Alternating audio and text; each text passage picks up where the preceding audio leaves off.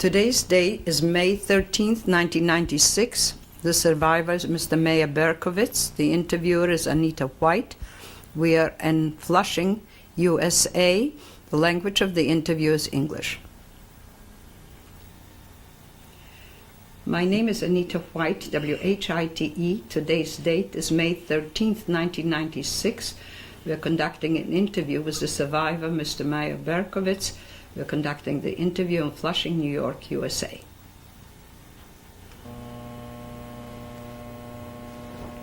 What is your name? My name is Meyer Berkowitz. Would you please spell it? M-E-Y-E-R B-E-R-K-O-W-I-T-Z. Do you have any other names? No. When were you born? I was born 1929. What May date? the 4th. Where were you born? I was born in Krechnev. Would you spell it, please? K-R-E-C-H-N-E-V. Krechnev. And where is Krechnev? Krechnev is in Romania. What was your father's name? My father's name was Eli Berkowitz. And your mother's? Fradl Berkowitz. What was her maiden name? Her maiden name was Herstik. What was your father's occupation? My father's occupation was, he was a farmer and he was handling with wood. He was handling, you know. Well, he was trading with wood. What did that entail? What does it mean, trading with wood? What was he doing? Well, look, he cut wood and he sold wood, and that's the way he made a living. That's the way people were making a living. What kind of a farm was it that your family farmed? It was usually for vegetables, you know, potatoes, onions, beans, all kinds of vegetables, you know. What did you do was the crop of the farm? Well, look, whatever we had extra, we sold, and whatever we had, we kept it for ourselves, because it was a long, long winter there. Did you have brothers and sisters? Yes, I have. We are 2 brothers and 5 sisters. What was your religious orientation in your home? Well, we were religious. We were religious. My father was a religious man, a very religious man. But you know, after a while, we just got a little bit different. You know, he was wearing a beard, and we don't wear no beards because it's not our nature. Like. Do you mean we, the children? The children, yes. I mean, me and my brother. But what type of a home did your mother run? Did you observe the holidays? Oh, yes. Oh, very religious home. Very religious. And we were ourselves religious home. But then, you know, after the war came, the whole thing changed a little bit. Did you observe, I'm talking about your younger years at home, did you observe all the holidays? All the holidays, yes. All the holidays we observed, all of us, not only me, all of us. All this, my brother and my sister, we all observed all those holidays. What language did you speak at home? Yiddish. Yiddish. At home we spoke only Yiddish, but... Did you also know how to speak Romanian? We also know how to speak Romanian. We also know how to speak Hungarian. Tell me about the schools you attended. The schools where I attended wasn't too much. It wasn't too much because when the Hungarians came in, they threw out the Jews from the schools. But at what year did the Hungarians come in? They came in 1940. When were you born? I was born 29. Well, then did you have any schooling between 29 and until the Hungarians came? Yeah. So tell us about that schooling. I had 4 years. Where did you go? I went to the public school, but in the afternoon I used to go to Cheder. You know. So how long were you allowed to attend the public school? About 4 years we were allowed to attend till they made the law. The Hungarians, they made that law. The Jews shouldn't go to school no more. So, do you remember the year when they passed that? Well, I think it was in 1942, 43, 42 something. What was, how large was Krechnev, and what was the life of the Jewish community in Krechnev? Well, how large it was, let me put it this, it wasn't large. It was a nice little town. We had there, I would say, what we used to call there a talus. Talus was the man, you know. And the family, they had kind of, 5, 6, 7 kids, you know. It was kind of a big town, a nice sized town. And so, do you know more or less what the Jewish population was of Krechnev? Yes. Roughly, how many? I would say roughly. Yes. I'm not sure. Just an roughly, I would estimate. say about 3,000. I would Jews say. in Krechnev. Yeah, I mean the kids and Yes. the. Did you belong to any organizations? We belonged to. That time was Bnei Akiva was there. Bnei Akiva, we belonged there. What ideology was that? They taught us about Israel. They taught us about, we used to sing their Hebrew songs, we used to sing Yiddish songs, and this is the organization where we belong to. Did you have any friends other than Jewish friends? Not too many because they didn't want to mix with the Jews. They didn't want to play with the Jewish kids. We always had fights in schools. Tell us about the anti-Semitism before the war that you experienced while you were in school. We used to fight a lot with them. Used to be there also the Goyim, we went to school and they always fight. They always fought with us, even the kids. It's not only the big ones, even the small ones, the kids. The kids was 17, 18, they are no more kids. And they used to fight us. I came home once with a bloody nose from one. I was smaller and he let me have it, just because I was a Jew. Nothing else, but if I would have been later on, I could have given back, but then I was too small to give him back. Before the Hungarians came, when you lived in Krechnev and belonged to Romania, do you remember any anti-Jewish laws or orders given out by the Romanian against the Jews? I'll tell you the truth. I was too small to listen to those orders. I heard the way my parents, they were talking. They arrested there a Jew, they arrested here a Jew. I heard the way my parents, they were talking about it.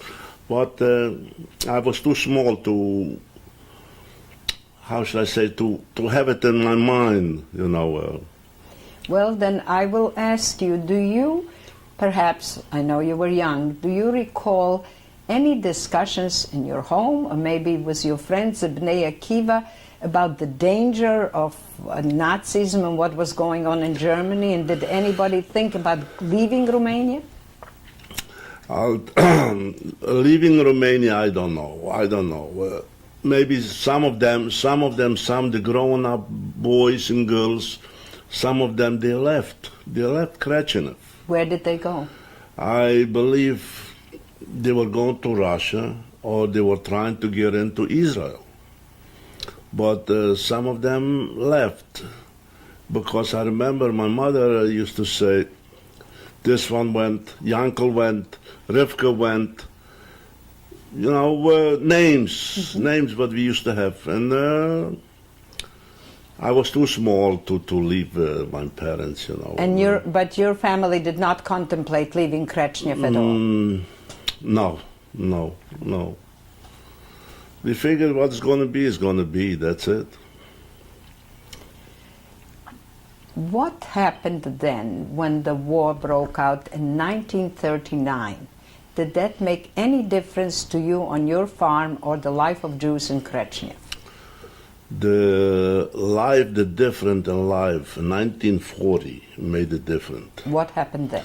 They took away all the fields from us. First of all, who is they and what was the change? The Hungarians. Tell us about the changeover of government. Yeah, the Hungarians took away our farm. They took over that part of Romania. Yeah, they took over that part of Romania and they took away everything from the Jews. In Krechnev. In Krechnev and all over, not only in Krechnev, all over.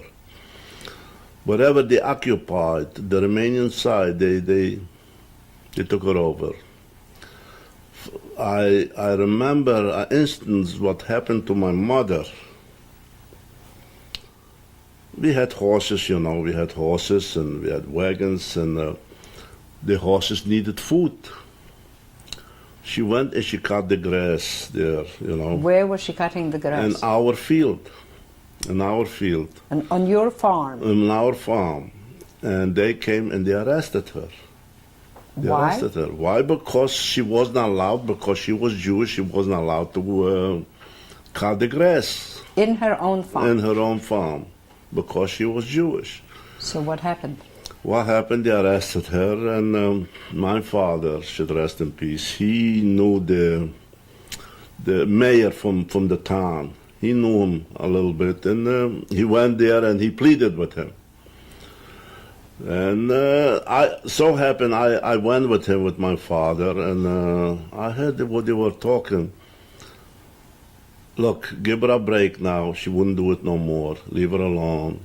No, but she got to go through the court. He says, I'm going to try to help her as much as I can. But thank God, he helped her as much as he can. She went to court? She went to court. She went to court. There was a court there. And he helped her out a little bit, and she came home free. Set her free. Thank God, she came home free, yes. Now, if that was in 1940, and that you were not allowed to use your farm, were you allowed to grow vegetables for yourself on the farm? No. We even had a garden behind the house, nice garden behind the house. We even had their pears and cherries, and we weren't allowed to touch them. Well, who came to cut and take your harvest? They came. The Hungarians came. The Goyim, the Gentiles came. And they took it all away. But who worked the garden? Did you and the fields? You still had to work there? We worked it. We worked it, but they didn't let us take off from there, nothing. Well, then please describe what you lived on. What did you sustain yourself on? Well, look, we had a little bit reserve, you know, from before, and they gave us their, for the whole family, they gave us their, like, flour and tickets and cards, you know, and... Don't go any further. Describe what happened in 1940. Did they establish a Judenrat in Krechnev? Who gave you out the cards? You're talking about cards. Who gave cards? The Hungarians, they gave us the cards, you know, with tickets, food. We could have bought just so much and so much. How often were those cards, were you able to use those cards? Every day did you buy food? No, we couldn't buy every day. There was once a month we could have bought. Once a month for the whole month? For the whole month, yeah. Would you describe what do you remember what you got once a month? We could have bought their flour, beans, white flour, and then the cornmeal, you know, and a little bit of sugar, not too much of sugar. And any fat? Fat, meat was not there. Any oil, we could have bought a little bit oil, but that's all. Meat, they didn't even let kill meat unkosher. Mm-hmm. That's why we couldn't have no meat. Because you couldn't cut it kosher. We couldn't slaughter it kosher, yeah. That's why we didn't even have it meat. Did you find that that monthly ration was sufficient for a family to live on? Well, look, my mother, she rest in peace, she used to put away for every week as much as she could, you know. And she didn't get the kids full portions, you know. And we made it go. We made it little by little go. What happened with the male folk and the women as well, as far as work is concerned, when the Hungarians came in? Yeah. What did they order to do? What did they do? They ordered from 18 up, from 17 up, they should register. Who, men and women? Men and women. They'll go out to work. I don't know, they worked, but they didn't got nothing. Then they ordered like soldiers. They should be like soldiers, you know. They went with a shovel. Did they give them uniforms? They gave them a uniform, something, a pair of pants and a pair of shoes. And those were the men 18 and yeah. up. But the women also, they were working their houses and, you know, for going, you know. They didn't pay them nothing. Did they give them any extra food? Or No, they didn't give them. Then it came out a little law, if they worked for other going, they should give them bigger rations of food. That's all. Was there a curfew in town? Yes. Describe the hours. A Jew couldn't go out after 9 o'clock. In the evening? In the evening. When were you allowed to start? About 7 o'clock. Does it mean that the work started then at 7 or after 7? After 7, because, you know, the religious Jew couldn't even go to the synagogue to pray in the morning, because a religious Jew got to pray in the morning before he goes to work. And he couldn't go to shul. He had to pray in the house. The only time where we were praying was in Shabbat. Were you allowed to go to your synagogue? It's not what we were allowed. After 7 o'clock, we could have go to the synagogue. They start davening 8 o'clock, you know. But they did not disband the synagogues. They left the synagogues intact. They left the synagogue, they left the synagogue like this. But some of them they did. Like we had the shul, and further down from us they had a Beis HaMedrash. Mm-hmm. They didn't let that Beis HaMedrash. They left the shul, and those people came to the shul. It was all packed because of Beis HaMedrash was closed. Yeah. Now, what did your father do in that period of time? He couldn't do nothing. He was an elderly person. He was 62, 63. He couldn't do nothing. He was just trying to keep the family together, you know. So was he doing anything with his horse and wagon? Or anything? No, he couldn't do nothing. He couldn't do nothing because they didn't allow him. They didn't allow him. So they left the older Jews at home to stay at home, and they only used the younger people? The younger people, yes. Now, when you said they took them with shovels, so to speak, as to an army, where did they take those young people? You should take them to the front lines. The men used to take them to the front line, used to dig for ditches for the armed forces, you know, for their armed forces, for the which Nazis. Army? For the Nazis, for the Hungarians. Which countries did they take them to? Which front? They took them to the Russian front, And some of them came back and some of them remained there, like the rest of the armies. Were there any evacuations at that time from Romania, from Krechnev, anywhere, or not? Yes, when the Hungarians occupied that part of Romania, they took families, they picked out families, and they sent them to Russia, to the Dniester. I recall one family, I know they came back, a whole family, They came back, with the whole family came back, but then from there they went to Auschwitz.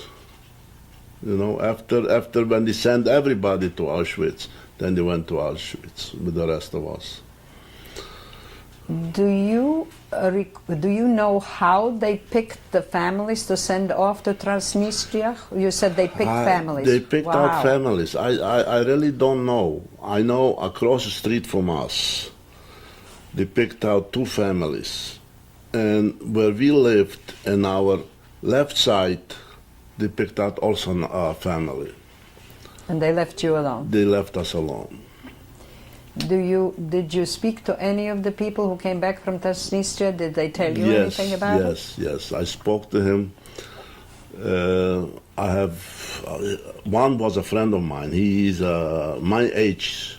His father brought them all back. There was something like 5 in the family. He brought them back.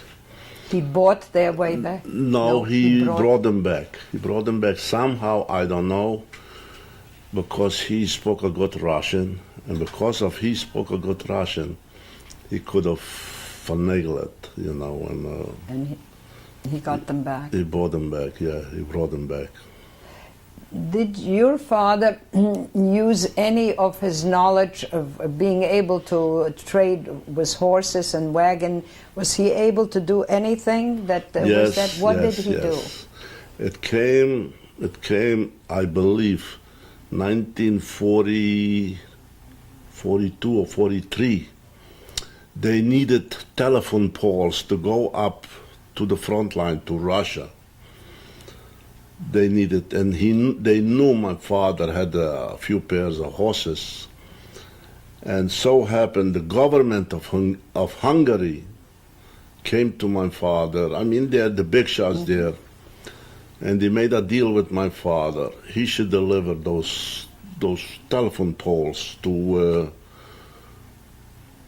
towards there, you know. They start by Krechnev, and they went further into Russia already. And so your father's wagons were hauling those poles? Yes. And for a while we thought we're gonna remain home from Auschwitz because of that. What my father did for the government, it didn't help. An anti-Semite is an anti-Semite, and somebody took it away from us, took away the horses, took away everything, and they sent us into Auschwitz. Tell us, when did this deportation to Auschwitz happen? Because you are describing your life, the life you're describing right now, how long did it last before they took you to Auschwitz? It didn't last too long. I remember, I cannot give you exact date. I know after Pesach. What year? I think that was 44. What happened? And they took us in from all the town. They took us into the synagogue. Into Krechnev? Yeah. They told us just to take a little bit, not too much clothes and everything, to leave everything. We wouldn't be long away. What did you pack? You recall? My mother, she rest in peace, she packed clothes for us, mostly clothes. And she had there some things, you know, her own things, you know, some gold, some silver, jewelry, you know, and for the girls, you know, and this she packed with her. And from there, we went into the synagogue, whatever. And the next day, they took us into the ghetto. Into where? To Slatina. Now, how many people, you said they took from all over, how many people, roughly, you have an idea how many people were there in that synagogue and outside? In the synagogue, I would say half of the Krechnev was there. Half. And the other half was on the other side of the town there. And they were not collected? They were collected too, sure. They were all collected. And we all went at the same time. And now, what did you travel in? We traveled in horse and buggies. Where horse did they take and wagons. They took us to Slatina, to the ghetto. Would you please explain? You said there were thousands of people there. Yeah. How many horse and wagons did they have to get to Slatina? They had in every wagon, they had about 4 or 5 families. In one wagon? In one wagon.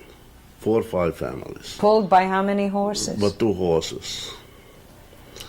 And then they even hired the Gentiles with the wagons, with the horses, and with the oxes, oxes, to push us out, to take us there. Now describe, how long did it take you and where did they take you to get there? They took us, from Krechenev to Slatina. Where is that? This is also it used to be Czechoslovakia. Then when the Hungarians came in, it became all one. And it took us about, I would say, about 10 hours. 10 Was hours that to a get Jewish town? there. It was a Jewish town also. Slatina was a Jewish town. And so now describe what happened with these thousands of people arriving in Slatina. We arrived there, then they put us out as families. This one in this house, this one in this house, this one in this house, whole families. Thank God they put us together, families. Like in this house we were living, we were about 4 families. In one house? In one house. Did you have a room for yourself? No. We were, all of us, all 7 of us, we were in one room. That's what I said. Your family was in one room. One room, yeah. They put down hay on the floor, and they put down some sheets, whatever they had there, And this is the way we were sleeping on the floor. Now describe Slatina. What was it? A ghetto. Was it enclosed? Did it have a wall? Did it have wires? It didn't have no wall. It didn't have no wire. We weren't allowed to go. They had 4 ways out from there. We weren't allowed to go further than where they had it close on the road. If they found you going through the fields, sometimes if they caught you, they shot you. Did they have guards around the ghetto? Yes, they had guards. What was the nationality of the guards? Hungarians. Did at that time in Slatina, did you see any Germans? No. Germans I saw the first time as soon as we passed the Hungarian border. But now... They stopped us, yeah. Before you got to Slatina? No. Now, in Slatina, was there a Judenrat? Yes, there was a Judenrat. And that was made of Slatina Jews? Yes, there was one leader. Do you remember his name? No. There was one leader and that's it.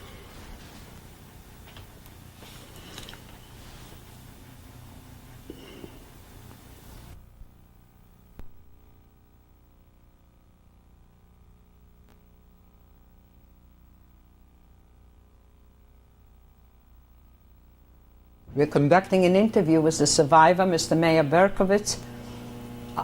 We're conducting the interview in Flushing, New York. Mr. Berkowitz, you just arrived in the Slatina ghetto, and you told us there was just one man that was the head of the Judenrat. How long did you stay in the Slatina ghetto? We stood approximately from Pesach, after Pesach, till about 2 days before Shavuos. I cannot give you the exact date. Tell me, describe more or less the life in the ghetto, since this was the ghetto that you know. Tell us about the food distribution, the heating, whatever, all the sanitation, all those things. Tell us about the ghetto. The sanitation wasn't too good. Sanitation, first of all, they built for outside, for the sanitation. The food, some of them, the Gentiles, they used to come in with food, but they sold it. They didn't give it to you. They sold it, But they used to give you there also a rationing a little bit, you know, not too much. Do you remember a ration per day, per family or per person? Per day, per week, usually per week used What to did be. you get? We got some flour also, we got some sugar, we got some oil, we got some potatoes. But not too much. You couldn't, you know, when a family kind of 7, you know, they had to divide it for every day. Do you recall, or was there any starvation in the Slatina ghetto? No, I don't think so. In that short time, because in the Slatina there, I used to run around, you know, but I didn't go outside. But I didn't see starvation. I didn't, not to my knowledge there. But after that, in the train, you know. Did people in the Slatina ghetto have any idea what is outside the ghetto, what's happening to the Jews, let's say in Poland or in other countries? Was there any knowledge of anything? No, I cannot tell you about that because I was too small. There were people there, but they knew what was going on. But, you know, they were elderly people. They were afraid to take a chance to leave the family there and to run away by themselves or wherever. I heard they were talking about it, you know, my father and my mother, they were talking about it. But I personally didn't know about that, you know. So you personally don't know of anybody running away from Slatina ghetto and saving themselves that way? No. Now tell us what happened those few days before Shavuos. You said that's how long you stayed in the Slatina ghetto. What happened? Before Shavuos, they took us. There was like a airfield, small airfield, you know, a big house, and the train used to come in there. The railroad used to come in there. Through the airfield? Through the airfield. And all of a sudden, they took us in, and we stood there overnight. In the morning, we saw there a lot of cattle cars. And they woke us up in the morning. The people were still davening. They woke us up in the morning, and they chased us into the cattle car. They told us we're going to go now to work, and we shouldn't worry about it.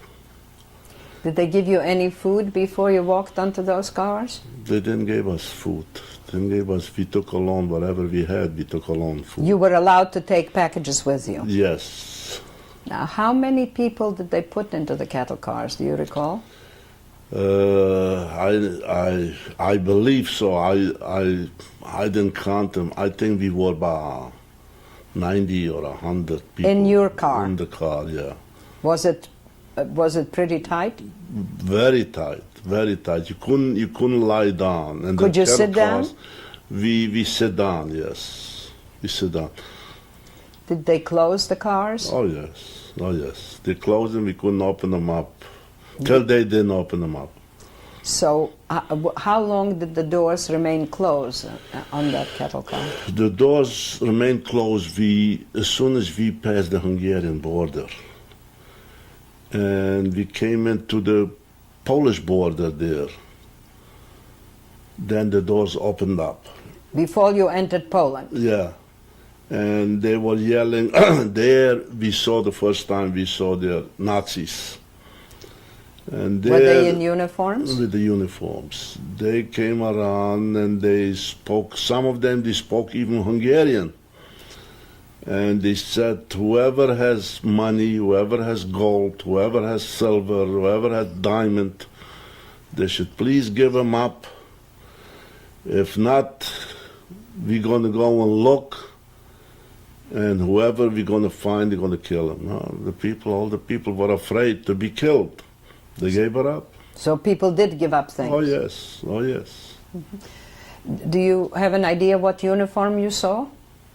That was a German uniform, because after that, you know, I used to see all the time all those uniforms. So how long did that last, that taking away of the things that the Jews surrendered? Couple of I hours? would say a couple hours, about 4 or 5 hours, the most. 4 or 5 hours. Then what happened? Then we continued. They closed the cars? They closed the cars again, and we continued further. But then they opened up again. Where did you arrive when they opened up again? We arrived in Birkenau. How many Auschwitz-Birkenau. days? How many days did it take you to get there? Do you know? It took us about 2 weeks to get there, all there. From Slatina to Birkenau Yeah. took 2 weeks? Yeah. And all that time they gave no food into the cattle cars? Because we used to see the trains, the military trains, they had a priority to pass by. We stood one day, a whole day in one station because we couldn't go because the military trains passed by. On the 2, same 3 train. trains they passed by, you know, and then we could have continued. If you were that long on the cattle cars and they gave no food, how did people survive? How did people survive? They took along whatever they had there in Slatina, and that's it. That's all they had. What about water? Water, they didn't give us no water. Didn't give us no water at all. And all this, I remember, if I'm not mistaken, I remember there's 2 people when we walked out from there, 2 people were dead in the car, in our car. After 2 weeks you arrived in Birkenau. Yeah. What time of the day or night did you arrive? We arrived by, I would say before dark, we arrived. Before dark, it was, gotta be about 5 o'clock, 4, 5 o'clock. Describe what happened when they opened the doors, what you saw. They opened the doors, then they start yelling, "Raus, raus, raus!" And everybody jumped, and my brother, my older brother, helped my father to come off the cattle car. And he thought he's gonna come with us. They pushed him in the other way. There was a big SS man, a big guy. I don't know who he was. Later on, we found out, you know, people were talking, people knew him. It was Eichmann. It was Eichmann. Later on, they said it was Eichmann. Eichmann or Mengele, one of them. And What were they saying? As people were getting out of the car, did they immediately as you got off the car, they told you where to go? No, we went on the line, and the way we went on the line, they said, you go left, you go right, you go left, right, you know. Were you allowed to keep your package of your suitcases with you? Yes. They left you with your luggage, Yes. with what you brought. Yes. Now what happened to your family? I don't know. But how were you divided? We were divided, me and my brother, we went together. Which brother? My older brother, What's his name? Meyer Berkowitz. We were trying to get my father with us, but they didn't let him. And I know the 3 sisters went together, and the 2 little sisters went with my mother. And where they went, we didn't know. But they told us, tomorrow morning, you'll meet together again. They told us. And this is the last what we saw them. We didn't see them no more. So where did you and your brother, what happened to now, tell us what happened to you and your brother after you went, where did they send you, to the right? Or to They the sent us to the right, yes. What happened to the 2 of you? We went into a camp, to a barrack. We went in to the barrack. What kind of a barrack? A wooden barrack. Big barrack. Big barrack. And I was there with my brother a day. Then they came out something. Were you left with your clothing, in your clothing when you came to your barrack? Yes. Was your little package? No, the package, they took it away before we went into the barrack. They took it away. I just was left with my clothing. And then the second day, they said for young kids, it's going to be better. And my brother said to me, go out there. I says, no, I want to stay with you. He says, no, for young kids, it's going to be better. But it wasn't better. It was worse. Where did they take you? They took us to the Zigeunerlager.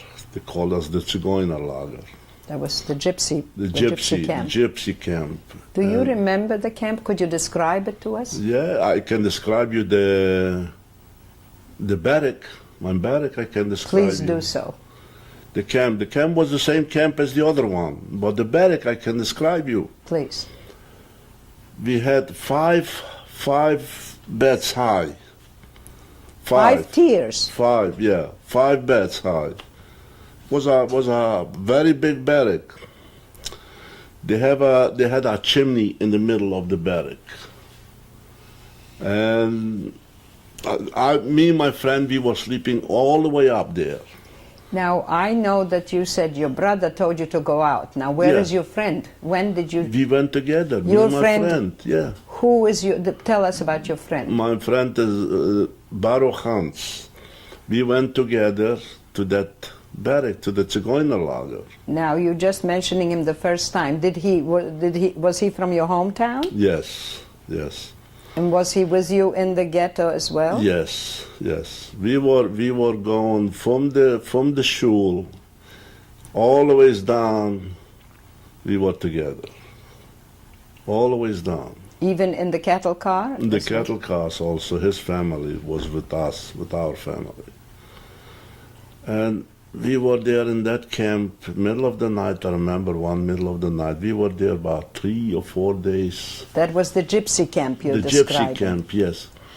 And one assessment decided he's going to have a little fun. He woke up the kids, whoever came down. He started chasing them from one side of the other side. Young kids there. And we were up there, we were hiding there, me and my friend. We saw that it was going on. We were hiding there, and we didn't come down. But we were looking down there. There was from Hungary, from Budapest, a boy, fat kid. Then we find out he was a doctor's son. We found out after that, Was he a gypsy? No. Also, there were other children, not only gypsy children in that camp. Yeah. And he was chasing him so hard that he fell down. He never got up. Never got up there. And thank God, we didn't go down there. And this is the way.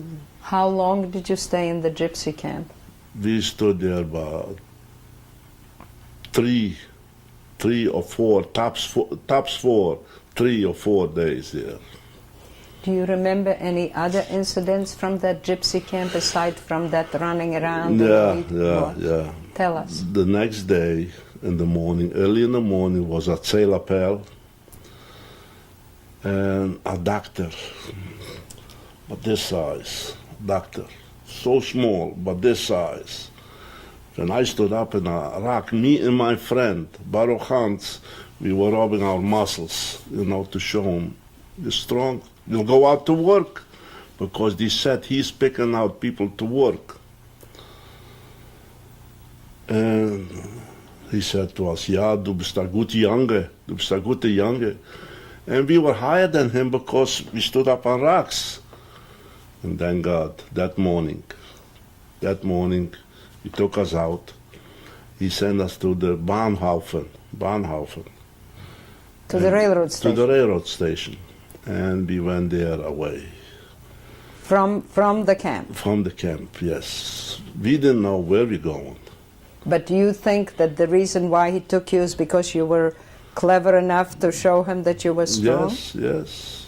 And it worked. Thank God it worked. So what now at the railroad station. Are you the two only ones, or there are No, others? no. So, There were more kids and more other people. A lot of other people. grown-ups as well? Grown-ups as well, yes. But we got in a few kids. We got in there between a whole transport for 5,000-6,000. We were there by 4 or 5 kids. That was all. That was all from the whole barrack there. Now, tell us, where are you taken and how do you travel? We went in. We went there. We walked there to the railroad station. Wasn't too far. We got there. I'm sorry to interrupt, but before you proceed, did you receive a number in Birkenau? In Birkenau, yes. Not in Birkenau, in Mauthausen. But in Birkenau, when you were in the barracks for those few days, they did not tattoo a number on you? No, And they did not give you any different clothing? no, no. Thank you. Please proceed. Now you are going with everybody. Describe the train. We Where were are you in the going? train. We went towards the railroad, and the way there, they gave us a piece of bread. They gave us a piece of margarine, and that was for 2 weeks. 2 weeks from Auschwitz to Mauthausen. 2 weeks. What kind of train did you travel in? Cattle train. But we stood once by a station there because the trains, the army trains went there. And so happened we had there a good man, a soldier, a guard. And he said to one of us, "Come out." And he took 2 pails of water. He went with them with 2 pails, and he went with them to get water for the whole car. And we had water. And he gave us, and that's all we had, water till we got to Mauthausen. But the other cars may not have had the No, water. the other cars may not have, no. This guy was something good, He called down one of us, one of the kids, and he says to him, "Give first for the kids," he says. And then he gave out everybody, like a swallow of water. That's all. And you say, how long did you travel from Birkenau to Mauthausen? Something like 2 weeks. And were there at any time stops at any other stations? Was there any food distribution or water distribution? No food distribution. This is what they gave us, the piece of bread and the margarine, and you eat it in once, or you eat it in every day a piece, that's it. And Didn't that give us lasted for 2 weeks? 2 weeks, yes. How many people did not survive that trip? I mean, were there people who did not survive that trip? Yes, was a lot of people that didn't survive that trip. But they took us off right away. Whoever could have walked, they took us off. And we walked, They put us in a line, and we walked. From the train? From the train. How far was it to Mauthausen? It was a good hour and a half walking.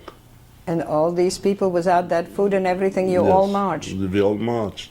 Especially their Mauthausen to go up a very steep hill. Very steep hill. That's where the camp is located? That's where the camp is located. Please describe to us what happens when you finally got up there. We got up there, they undressed us completely naked, they took away everything from us. Everything. What time of the year was it? Was in the springtime. Everything, even the shoes, they cut our hair, everything. They even sprayed an infection on us. And did you take showers? We went into a shower. We came out from a shower.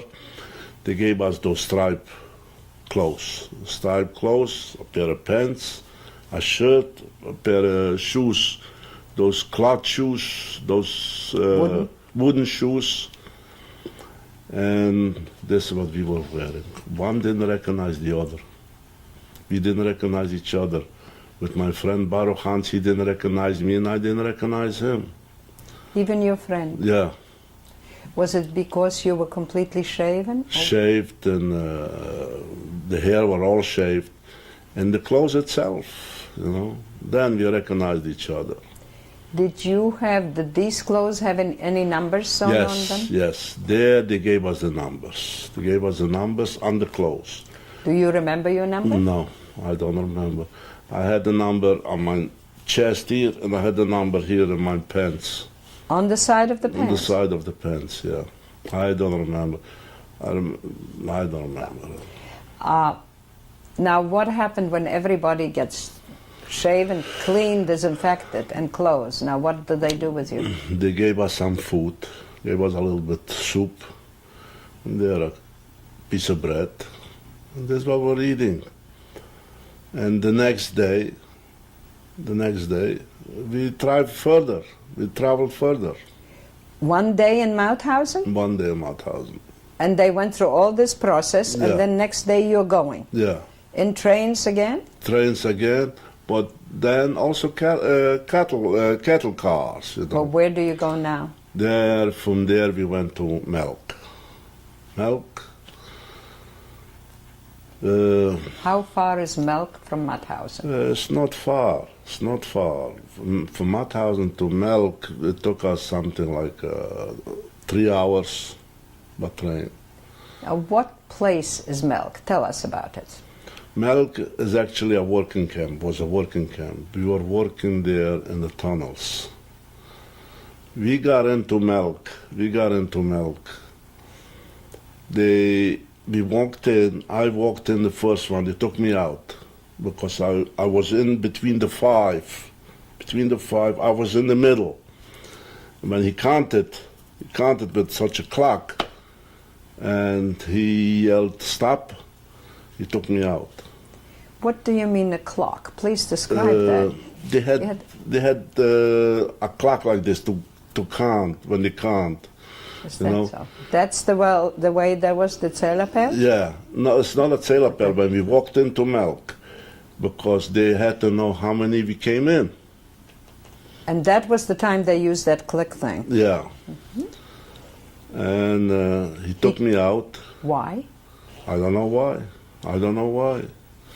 Then my friend Baruch came right after me, and they took him out too. And then the other three also. No, we said, we escaped Auschwitz, they're going to kill us here. But thank God it wasn't like that, it wasn't like this. They all went in, all the people went in, and then came with us an assessment, we should go and take a shower. We didn't want to go and take a shower. We were afraid to go in to take a shower because we knew already what's doing there in Auschwitz.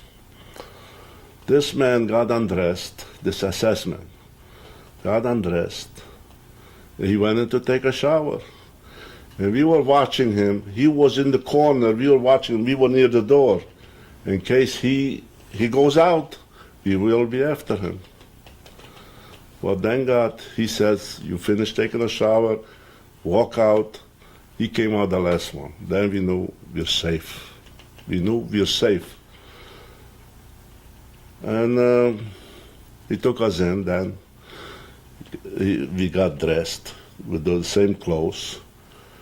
And we had the clothes. He took us into the magazine. He gave us leather shoes. You mean the warehouse? The warehouse, yeah. He took us in there. He gave us leather shoes. Was good. He took away the clothes. Was good. Then he took us into the kitchen. He gave us food.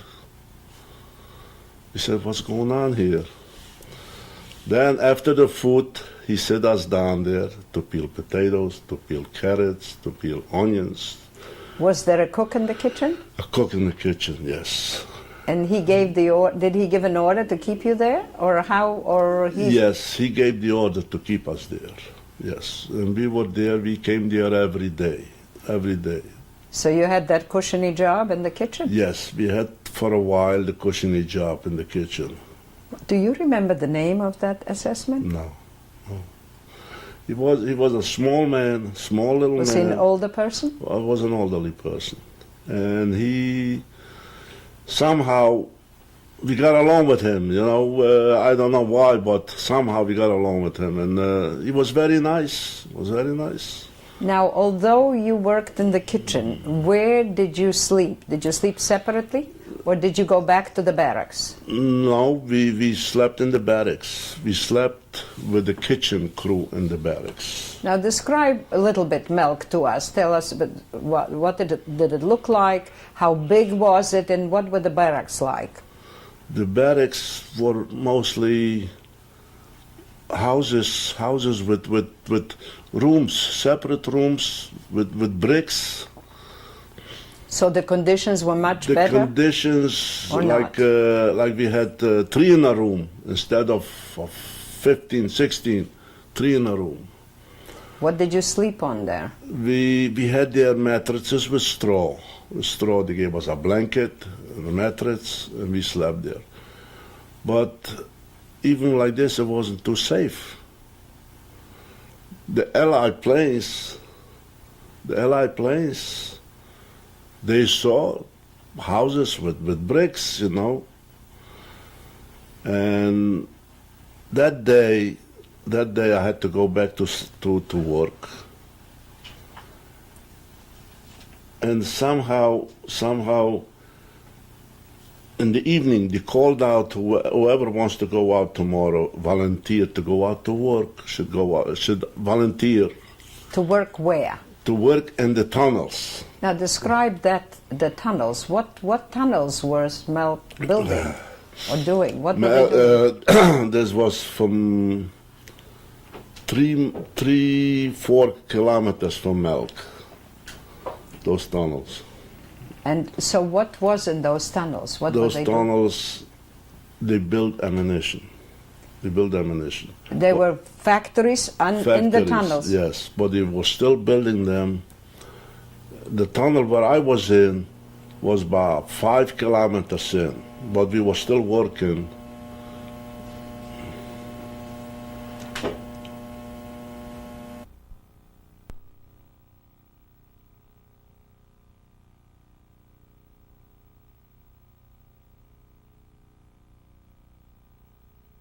Interview was the survivor, Mr. Meyer Berkowitz.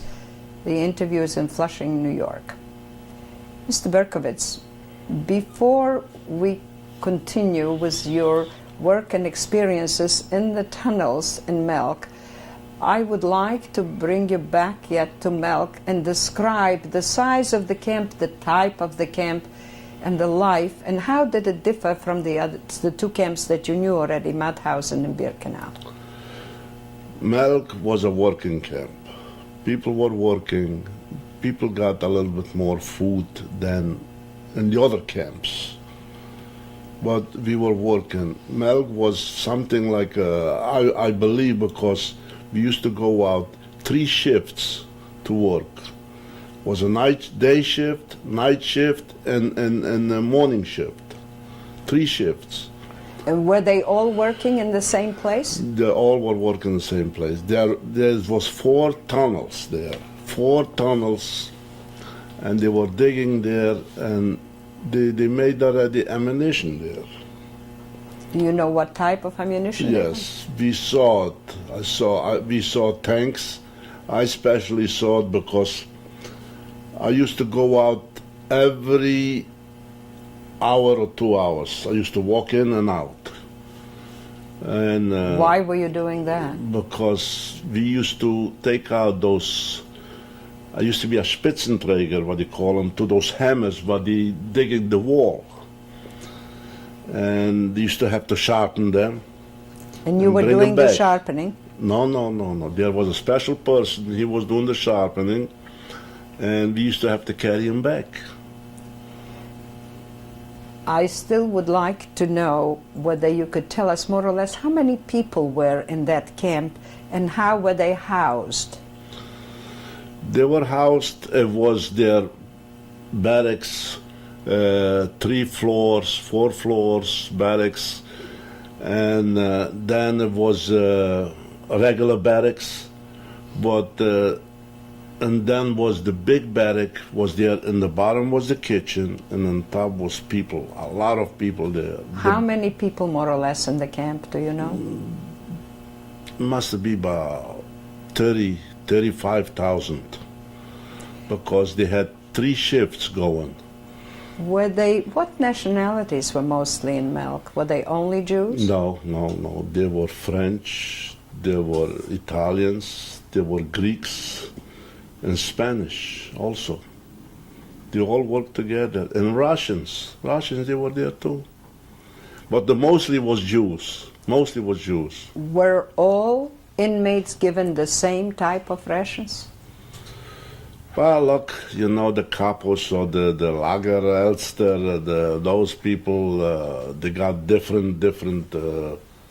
I don't mean the people who were running the camps or the supervision. I mean, did the French and the Spanish receive, let's say, the same type of ration that the Jewish inmates? Oh yeah. Everybody, because we are all working at the same thing. Now, tell us, you had this good job in the kitchen. How come one day you woke up and why did you make the decision to go to work in tunnels? This is a good question. I'll tell you something. Something told me, go out. Something told me, I don't know. And we volunteered to go out. We volunteered for that day to go out. And they took you? Yes, they took us, because they needed volunteers. And we went out there, and about 11 o'clock that day, they came and they bombed the camp. Who was bombing? The Americans. They bombed the camp. They ripped apart the whole kitchen, all of them that day. And I was scheduled to work that day in that kitchen. That day, they were all killed there. The camp, in the barracks, and all over. There were a lot of people got killed there from this bombing. I said to myself, who told me to go out? Who told me? Somebody must have told me to go out. And this is what happened. I cannot tell you what, but this is what happened. And we went out and we were saved. We came back, and they took us back into the kitchen, wherever they had a kitchen, wherever they made a kitchen, and we had to work for the kitchen. Well, was everything demolished? Everything was demolished. Everything, they had to bring in everything new. The kitchen was demolished. What about the rest of the camp? A lot of the rest of the camp was demolished. A lot of them. Because even some of the SS, they got hurt. SS got hurt. It was a pleasure, because the only thing what we think, because it was story brick houses, that's why. That's why they bombed. They bombed. They didn't know what was there. They probably thought it was a military camp.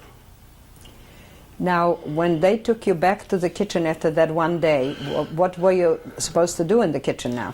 We were helping them to mount up those big things for cooking, and we were peeling potatoes and peeling onions and peeling carrots and peeling everything. You know, for so many people, you gotta give them food. And meanwhile, we were hungry too, and meanwhile, we grabbed up this and that, you know. Did the cooks survive? The cooks, no, the cooks didn't survive. They had other cooks. They brought in an SS man, a cook. They brought in a German, and he cooked for us. And a truck went for bread to Salzburg. Look, it was a disaster. But thank God I was there. I was saved. Me and Baruch Hans, we were both saved there. So how long now do you work in the kitchen? We were working in the kitchen, but I was afraid already to stay in the kitchen. I was afraid to stay in the kitchen, and I myself volunteered to go out to work there. And I was working in the tunnel. Did your friend go with you? Yes, we both went. Wherever I went, he came. Wherever he went, I went. We never separated till we got to Israel. Do you think now that because you were together that helped you to survive? It's possible. It's possible. Because let's say if he had something extra and I needed it, he gave me. If I had something extra, if he needed it, I gave him. We're still in good terms even now. Still in good terms. Now, so what do you do now in the tunnel? You said you're going to work. What do you do? In the tunnel, they were with those hammers. They were those things what they press it down, you know, when they break the walls there, the sand and the rocks. They had to sharpen those, I don't know what they call it in English. Drills. Drills, yeah. And we had to sharpen those drills. We used to carry them out, 4 or 5 of them, and wait there in the cold weather, wait there, and you had to bring them back. They sharpen and you put them in a fire, you know, and then bring them back. And this is the way we were working there. But one day, it was a horrible thing there. It was a horrible thing. They were trying to bomb that those tunnels. The Allies. Yeah. I'm talking now about one tunnel. What I worked in it. I don't know what was doing the other tunnels. Did you ever see the other tunnels? Did you ever go into the other tunnels? But I heard from boys what we were talking there. But by me, I saw that they made tanks. They made locomotives for trains. This is what I saw in my tunnel. The boys used to tell me, in one of them, they were making planes. And they were making cars or trucks. In other words, large pieces. Large pieces. And in one tunnel, they made artillery pieces, you know. That's why I know, because the boys, we used to talk to each other, you know. I know what I was doing in my tunnel. They wanted to bomb that was a mountain. It was a mountain, a big mountain. And they camouflaged it so good, nobody could have seen it from the air. Nobody. This is the way they camouflaged it. But I don't know how it happened. There is even a guy here, his father and a brother died there. In the tunnels? In the tunnels, yes. I know him personal. I know him. And somebody came in and he just gassed the whole tunnels, because inside the tunnels there they were connected. What do you mean? Somebody dropped gas into... You don't know how I it got don't know there. how it happened, but it was gas in the tunnels. What kind of gas? I don't know. You don't know. This is the same gas but must have been in the concentration camps or whatever. I don't know. I don't know what kind of gas. And I was in the 3rd floor, me and my boss in the tunnel, my German boss. And he says to me, I should jump down there where it's like a railroad conveyor belt, and there is sand, because people used to throw sand there, and to take her out, and then trains used to take her away. And he says to me, put your mouth in there, put your mouth, and this will take away the gas from your lungs, from your mouth. And he did the same thing. He jumped after me, and he showed me. After this, he was down there. He showed me how to do it, and I did it like he did it. Were you breathing into the rock? Wasn't it coming into your mouth? Was not a rock. It was a sand. Well, wasn't it coming into your mouth and nose? No, it didn't come in, because this was wet. From so deep inside, it was wet, you know, and this wetness didn't let go through the gas.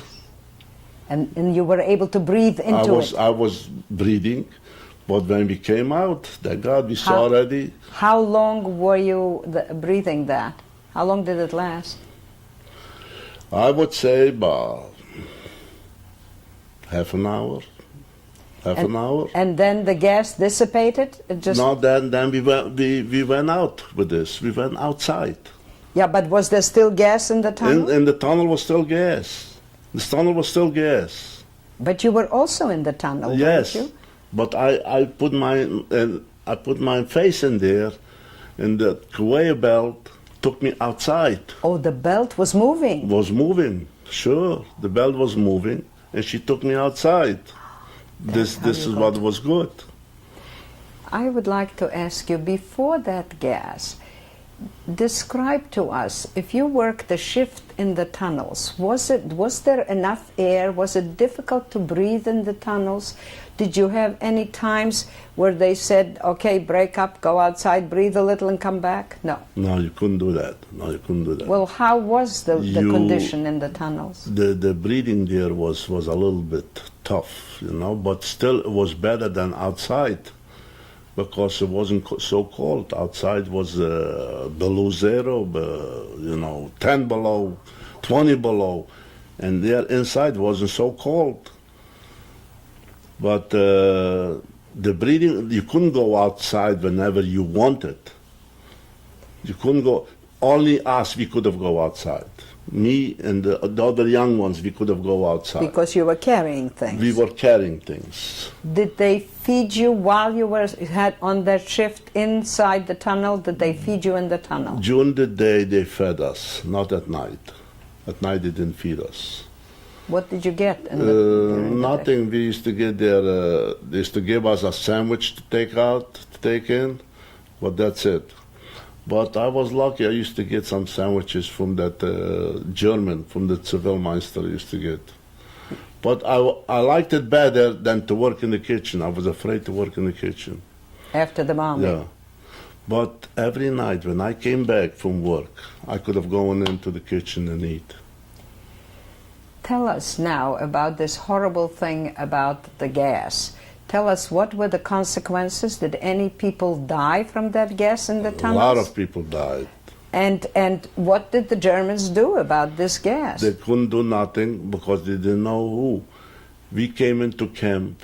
They undressed us completely naked. They were holding us for hours there in the winter time. They were looking for something, anything. They couldn't find it by us. What we feel must have been spies or whatever.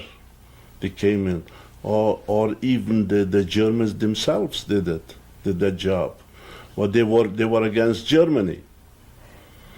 You mean German saboteurs? German saboteurs, yeah. They did not suspect, or they didn't catch any from the inmates in camp? From the inmates, they didn't catch. From the inmates, they didn't catch nobody, because we were completely naked. Even the shoes we had to take off. And they found nothing? They didn't find nothing for the whole that shift, and the other shift, and the shift before, and they didn't find nothing. Was there any punishment anyway for that sabotage, act of sabotage? No, there was no punishment, because they didn't know who did it. But it was a punishment enough. They undressed us, and we were naked there for a few hours in the cold weather. How long were the tunnels out of commission because of that gas in there? They weren't out too long. Do you remember how many days you did not go to work? 3-4 days we didn't go to work, and then we went back to work. Then we went back to work. We were still working with the same thing. Tell me, in the barracks, in Melk and the other barracks, what did you and your friend and the young people, or the older people if you overheard, what did the people talk about? Especially it came Friday night, they were talking about home. How was nice home, Friday night, Shabbat, and this and that. And Here we gotta stay, in a camp, concentration camp, and they had there a crematorium. They had there. In Melk? In Melk, yes. They had a crematorium. Are you telling us now that they were burning people in Melk as well? No, they were burning people only what they died themselves. But they didn't kill. Some people got killed at work. But like this, to kill or to gas, no. Only because we were working hard there, working hard. Did you ever, while you were talking, while you were in Melk, we're talking about what year are we talking now you were in Melk? 44. End of 44? Something like this, yeah, end of 44. Were you talking about hope, and especially in light of the bombings by the Allies? Hope. We were talking every minute on the day, every minute on the week, and every minute on the month for hope. But we were hoping until it came. In Melk, because you had so many different nationalities, did anybody have, or do you know, did anybody have clandestine radio or any news from the outside penetrated? No. Nobody knew nothing. Nobody heard nothing. Wherever sometimes the capos, they used to go with the Germans, and they used to listen to the radio. They gave us a little bit news. But like this, nothing. We didn't hear nothing. Now, how long, since it's the end of 44 and beginning of 45, how long do you stay in Melk now? We stood in Melk till they heard already the artillery, the Russian artillery. When they heard the Russian artillery, they grabbed us away back to Mauthausen. How did you get from Melk to Mauthausen? We went by train. Everybody from Melk, or just some people went by boat, in the Donau. And what happened to them? Also, they went to a different camp, but mostly we went to Mauthausen. And you went with your friend? I went with my friend. Are those cattle cars again? Cattle cars, yes. We got to Mauthausen. We were there a week, maybe a couple days more. Were you working in Mauthausen? No. There we didn't have no food no more. For so many people to get food, you stood in the line till it came to you. There's no more. Then you couldn't have no more. And you had a week like that? Yeah. And was all week long without? No. Sometimes I used to get up early to stay in the line earlier. I used to get some food, What if I slept late?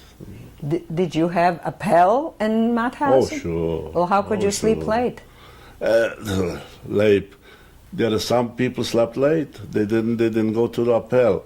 It was already there. Also was already, disorganized because they knew the Russians are coming, and it wasn't so much. They called an appel if people didn't came to an appel. They didn't take any. There were no consequences. There was no consequences. Now, how did you do any work in that week at Mauthausen? No, nothing at all. What did you do all day long? All day long, we were walking around, telling stories and thinking about what's happening, what's going to happen, what will happen, what's going to happen. We didn't know what. Did the behavior of the Germans and the guards and the capos change towards you at that time? Changed a lot. Tell us about it. Changed a lot. I know for a fact, when we went to Gunskirchen from Mauthausen, so happened a guard. You're jumping the gun. I'm jumping You're the still gun. in Mauthausen. Yeah, and but They changed a lot. They changed a lot. They were nicer, whatever they could, but still they did things what they weren't supposed to do. You know. Where people were still dying in Mauthausen? Yeah. then? Oh yeah. Mauthausen was also a camp, but people died a lot. They gassed a lot of people In in Mauthausen. Mauthausen. So how long now do you stay in Mauthausen? About a week. What A happens little over then? a week. And then they took us together, and we walked to Gunskirchen. Was that a death march? That was a death march. That was a death march. How many people did they take from Mauthausen then? I know the whole. Roughly. I know we went from Melk. We went there by 15,000. We all walked there. This I know, but the rest that came there. I don't know. It was a line maybe for 4 kilometers, 5 kilometers, for 10 kilometers. You know, and Those were the thousands of people that were thousands marching. of people. Yes. And where were they marching you to now? They were marching us. We didn't know where they were marching us. I know we went over fields, wet fields, swamps, and all kinds of leeches we had there. We got there leeches and all kinds of mountains, trees. I know one night we slept on a mountain there under trees. It was raining and pouring and snowing and cold. Every minute was a different thing. Did they give you any food before you started out on the march? No, they didn't give us. They didn't And give during us, the march? during the march, they didn't give us. They gave us some water. That's all they gave us. Were you stopping every night to rest during the march? We were stopping. Yes. Where we were had you to stop. sleeping? We were sleeping on the floor. Where can we sleep? They In didn't the give us- fields? In the fields, on the floor. Did you pass through any cities, through any villages? No, they didn't pass us through villages. No, we didn't even came closer. We went in the fields, in the mountains. And no food? No food. So how long was that march? How long did it take, would you say? I would believe people were eating grass. People were eating. Used to be those what do you call them? Little animals on the floor, you know, with those little shells. Oh, snails? Snails. People used to eat them. People used to grab. Used to find there those wild cherries or wild, you know, frozen. Those used to eat them. Used to get sick, but used to eat them. When you were marching with your friend, did you see anything that was happening to the other people? Did you see any people dying on the march? I'll tell you something. I was always in the front because I was safer in the front than in the back. Because in the back we heard shooting every second and walking. We heard shooting. And what do you think that was? We thought that was shooting people. Those who could not walk? Could not walk, could not keep up. They shot him right there and there. Now, what happened to you and your friend? Was it better for you than for the others? What happened? So happened we had there an assessment, but he was with us in Melk. He knew us from Melk. And he told us, why don't you run away? Why don't you run away? Run away. And I used to carry his backpack. His rucksack? Yeah. Used to carry it. And he used to give us bread. He gave us apples. He had, you know. So you had some food? We had some food. And he said to us in German, why don't you run away? So, look, with the striped clothes, where can we go? Where can we run? They'll spot us in a minute. They'll shoot us. Like this, we went ahead. And? And we got to Gunskirchen. I believe not even half we got to Gunskirchen from that whole march. Mauthausen, yeah. Not even half. How long, more or less, did you say that march took you? I believe it took us more than 2 weeks. I believe, because even you go with people hungry, naked, tired. How fast can you walk with them? You can't walk fast with them. This was about 50 kilometers From Mauthausen from to Mauthausen to Gunskirchen. Gunskirchen. How can you walk with them? How fast can you walk with them? You can't walk. That's why it was a lot of shooting, because people couldn't walk. Well, what happened when you finally arrived in Gunskirchen? We arrived in Gunskirchen, going in to Gunskirchen, going in. They gave us a piece of bread, and they gave us that black coffee, and they gave us a piece of margarine. Margarine. They Getting gave us- into the camp? Getting into the camp. Everybody got it? Everybody got. And next day they gave us some soup. Were you put into barracks then? Then we put into barracks. In the barracks was no floor, was only mud there. This is the way we slept in the barracks. In the mud? In the mud.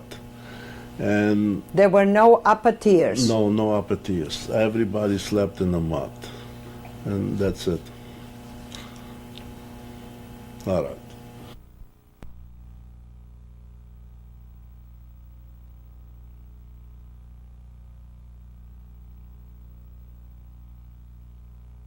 Conducting an interview with the survivor, Mr. Meyer Berkowitz.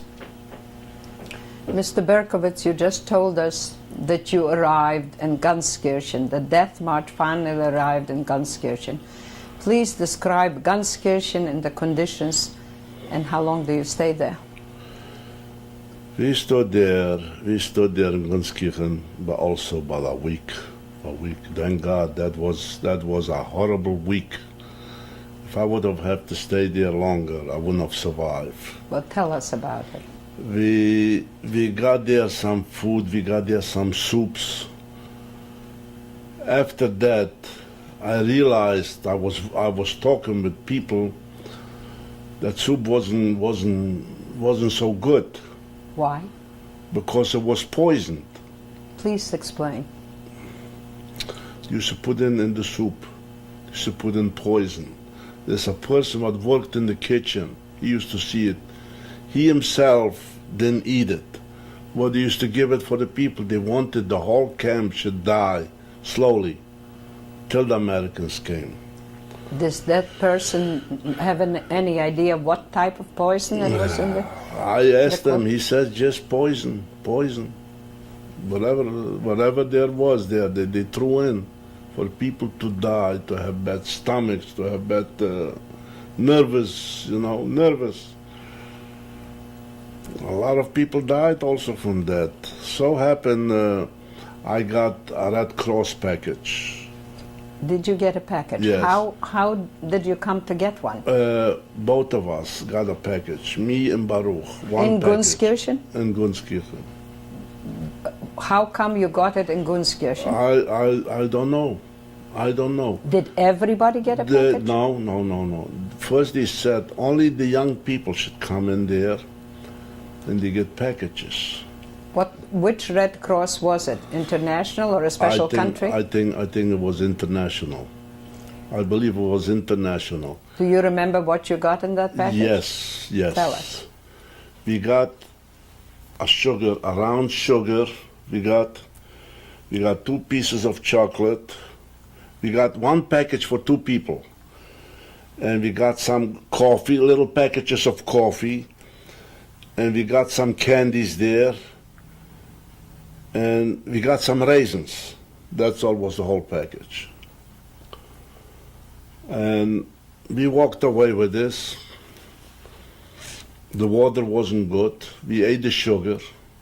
It didn't help us too much, Then we ate the raisins. Didn't help us either too much.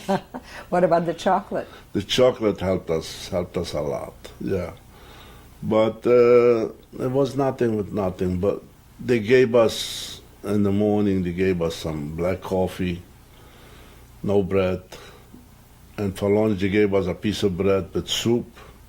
Whoever was late didn't have. There was a lot of people there in the camp dead. But they died from starvation, and they died from unsanitary lice with the tons.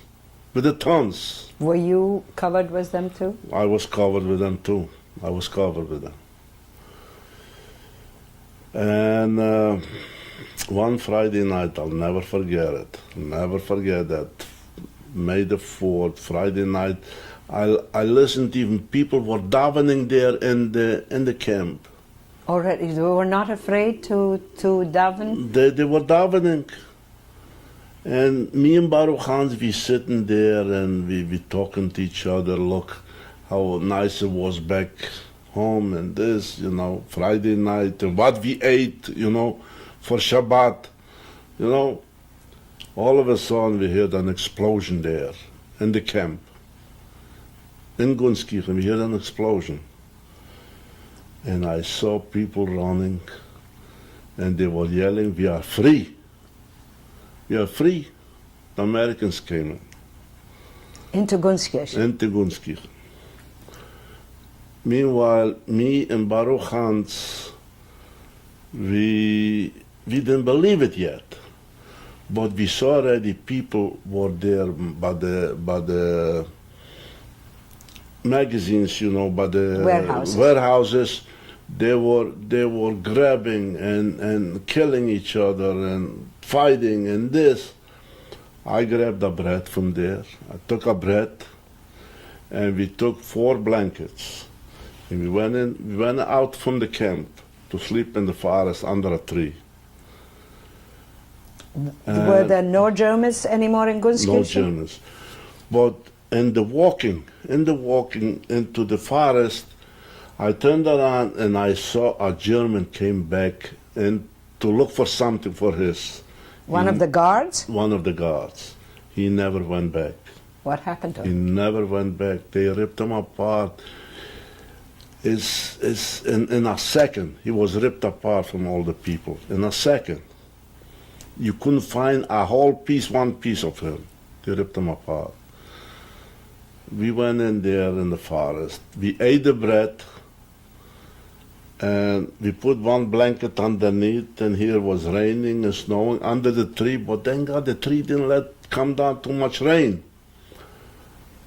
The top blanket was like an icicle, like an ice. But we were sleeping. We were sleeping so good. We had the bread, you know. We were sleeping so good. When we got up, the sun was up. The sun was up. We took a look. We didn't know what time it was, but the sun was up. It was completely a new world. A new world. We were newborn. And then, and this was Gunskirchen. Did you go back to Gunskirchen from the forest back to the camp? No. After the liberation? There, no. Now, whom did you see as liberators? Were they Americans? Well, it was Americans. How did they come? In tanks, by jeeps, or They what? didn't came into the camp. No. They came into the camp later on. How did we know? They didn't came with the forest there.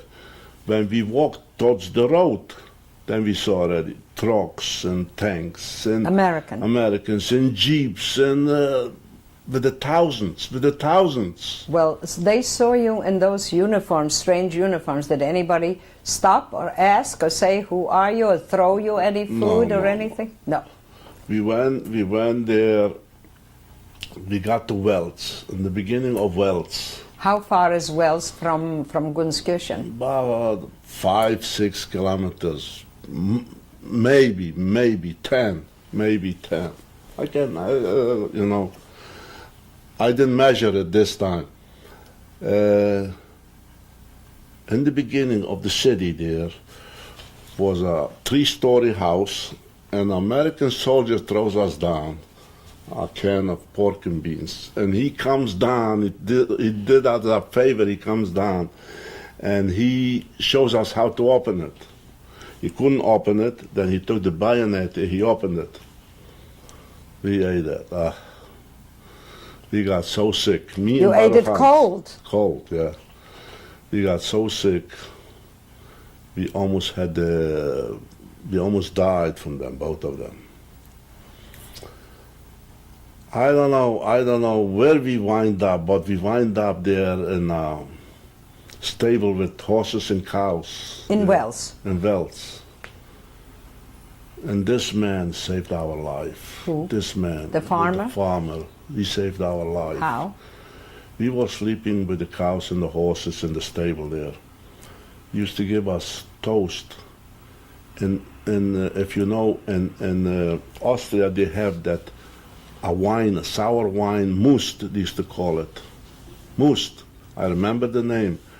And believe it or not, that Must saved our life. It helped your stomachs? Yes, it helped our lives. And How long did you stay with that person? we didn't stay long. We stayed about 10 days, that's all.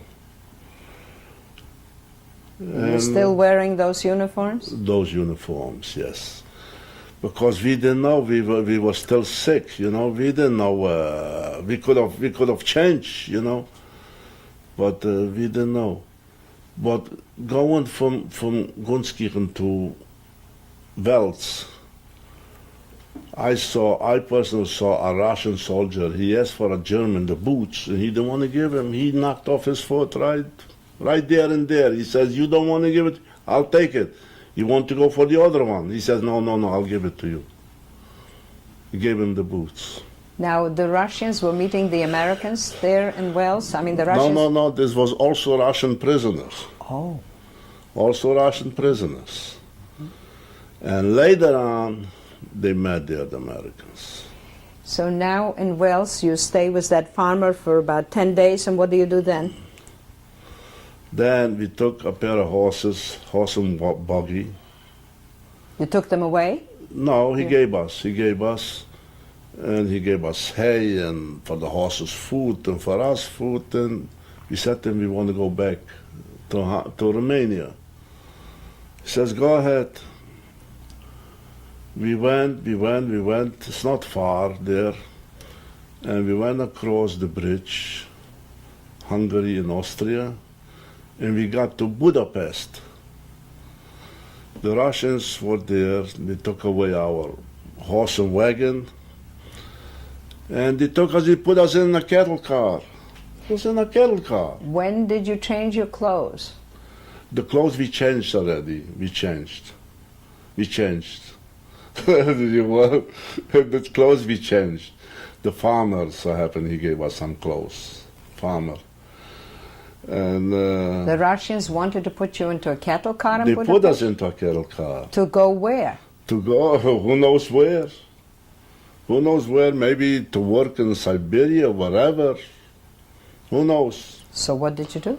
We pleaded with him. We couldn't talk to them, and we started talking to them in Yiddish. You know, they don't understand me. I don't understand them. And but there was, with our muzzle, you know, with our luck, there was a Russian officer. And he listened the way we were talking Yiddish. And he says to us, "What are you doing there?" He said, "They grabbed us and they put us in the cattle car. What can we do? We can do nothing." And, you know, he gave them an order right away in Russian, "Davai," you know. And he took us on the jeep. He had a jeep. He took us to the bridge, to the Austrian-Hungarian bridge. And he says, "You better don't come back because it's no good there." And we went across the bridge, and we never came back. So he saved you from the Russian paradise. Yes, never went back there.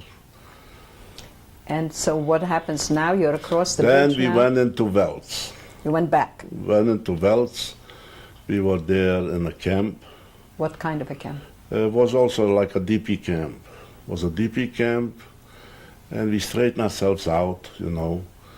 We got a little bit stronger. They didn't give such a strong food, you know, little.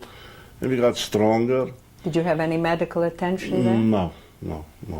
We worked ourselves because we were afraid from the camps. We knew if you go into the doctor, you don't come out. You don't come out no more. Then we didn't go. We stood away from them. This, I'm talking for me and Baruch Hans. Yes. I'm talking for both of us. And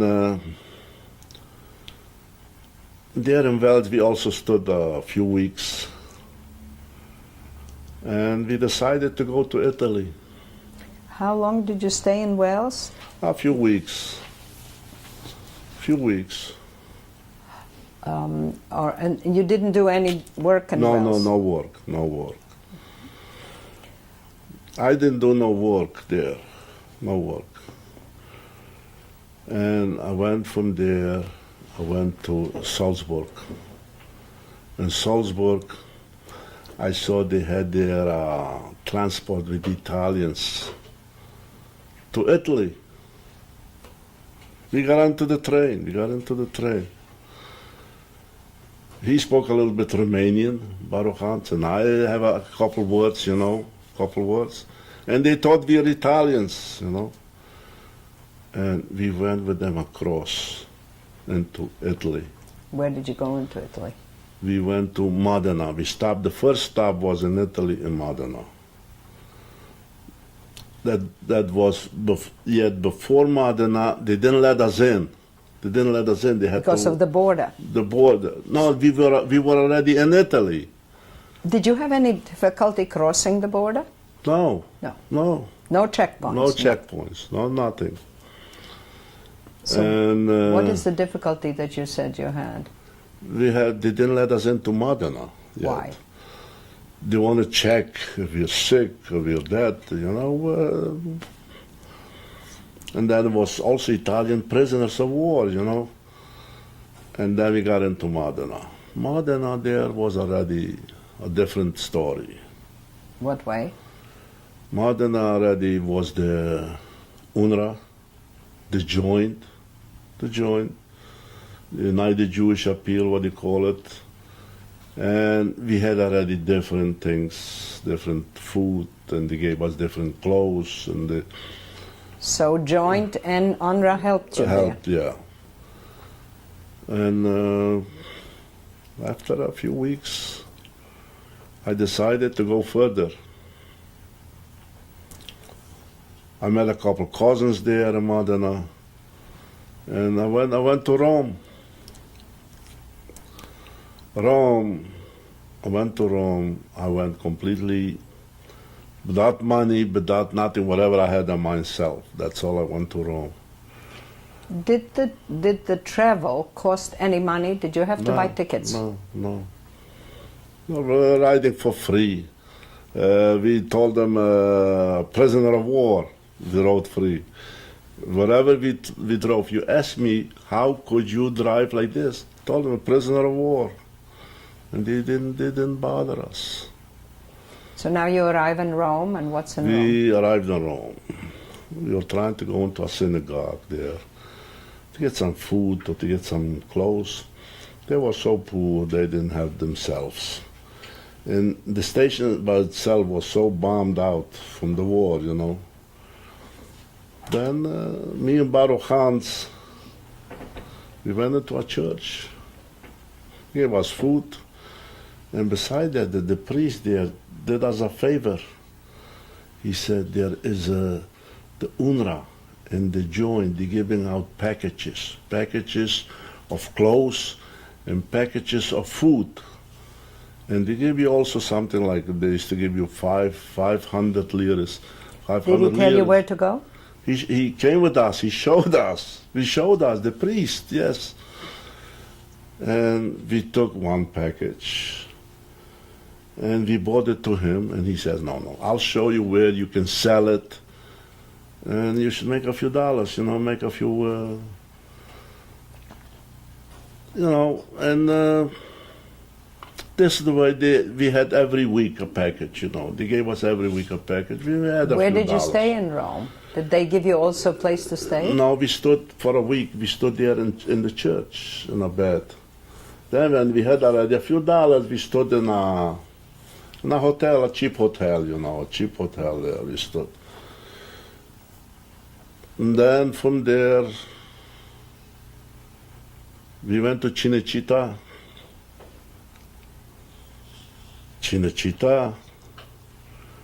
There, they used to give us food already. No money, no nothing. Was but this a food. Jewish community? Or who? No. It was the UNRWA. The joint wasn't there. The joint was only in Rome. The UNRWA. And they gave us food. They gave us where to sleep. They gave us so little money, not even for a movie. And we stood there for a while also. I can because I didn't stood in one place, a week here, a week there, So where did you go from Cinecittà? From Cinecittà we went to Bari.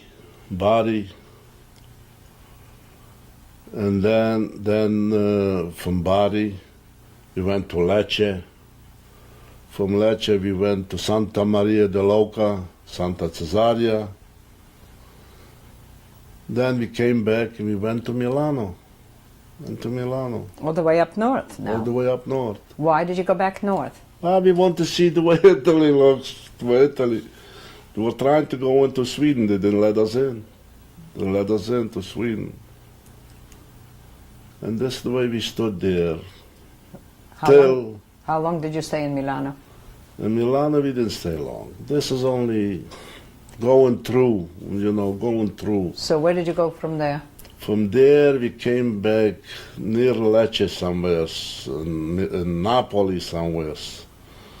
Then I had to do with the Brigade, with the Jewish brigade. Tell us what happened. They were talking to us and taking us and marching us and singing Hebrew songs and this.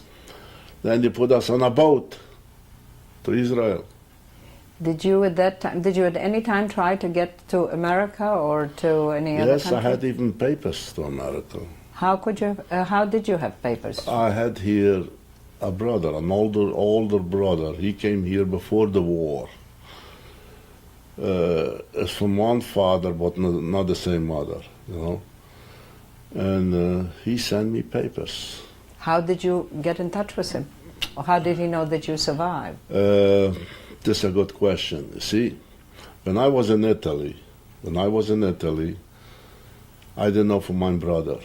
But there in Italy, in Santa Cesaria, I took pictures, and one man went back to Europe, went back to Germany, to look for family. He had pictures for me, with him, and Baruch Hans. Mm-hmm. And he came into Feldafing. You know where Feldafing is? Mm-hmm. Feldafing was my brother. In Feldafing. Yeah. And he showed the pictures for those people. You mean the American brother? Was the one who was in America? No. No, the other brother. The other brother. And he showed the pictures and he says to him, "This is my brother. Where is he?" He says, "He is there and there. Santa Cesaria, Provincia de Lecce,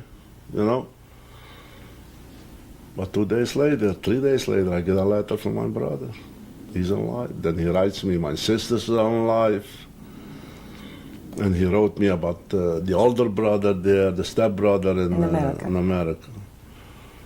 Then I wrote him there already, and and he writes me, "How old are you?" I told him. He sent me out papers.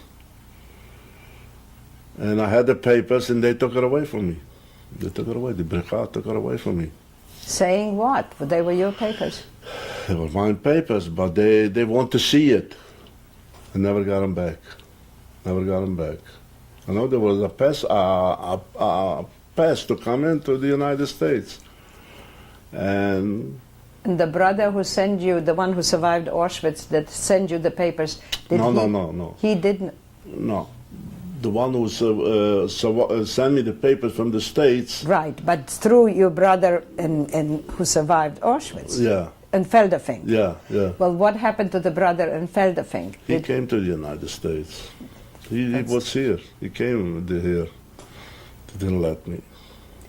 So what happens with the Bricha now? They took your papers and they put you on a boat. They put me in a boat. What kind of a boat? What kind of boat? The boat maybe was once more like this house. And How many people did they pack? 1,500 people there. 1,500, maybe more. What kind of a boat was it? What flag? Greek? It was Italian boat. And did it have a name? yeah, the boat had a name. They called it in English. They called it Feda. In Hebrew, they called it Arba Choriot. In Hebrew, Does it have a meaning? The words Arba Choriot? Arba Choriot, yes, it has a meaning. It has the fourth liberation, 4 times liberation. You know, this is what the boat had. And this brought us into Tel Aviv. In Tel Aviv, we were fighting with them on the ocean. You were fighting with whom? With the British. We were fighting with the British. How do you fight on the ocean? How we fight? Not with guns, with Well, sticks. Tell us about it. They stopped us. They stopped us in the middle of the ocean.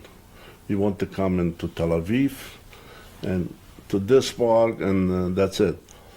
But they stopped us with those warships. They stopped us, the British. They stopped us on the ocean. They jumped over a few soldiers from their boat and our boat, and then they were trying to squeeze us with their boats. You know, we had a wooden boat, and they have steel boats, and we saw it's no good. They destroyed right away the engine. You know, the propeller they destroyed. They threw down their wires, whatever. The propeller didn't work no more. We stood there like nothing. But we used to have those beds. But we used to sleep in those beds. Used to be iron sticks. Iron sticks, where they hold the bed, and you were sleeping on it. You know, like a Hammock. a canvas Hammock, bed. yeah. We used to pull out those sticks from there. We used to throw it at them. They were afraid.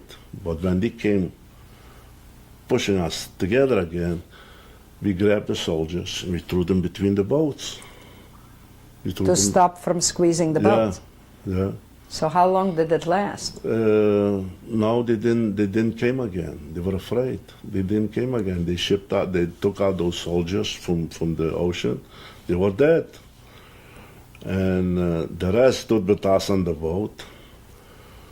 But then they came with a different boat, entirely different boat, and with the hoses, water, with hoses. They were pushing us with those hoses. Food we didn't have. We went for 10 days.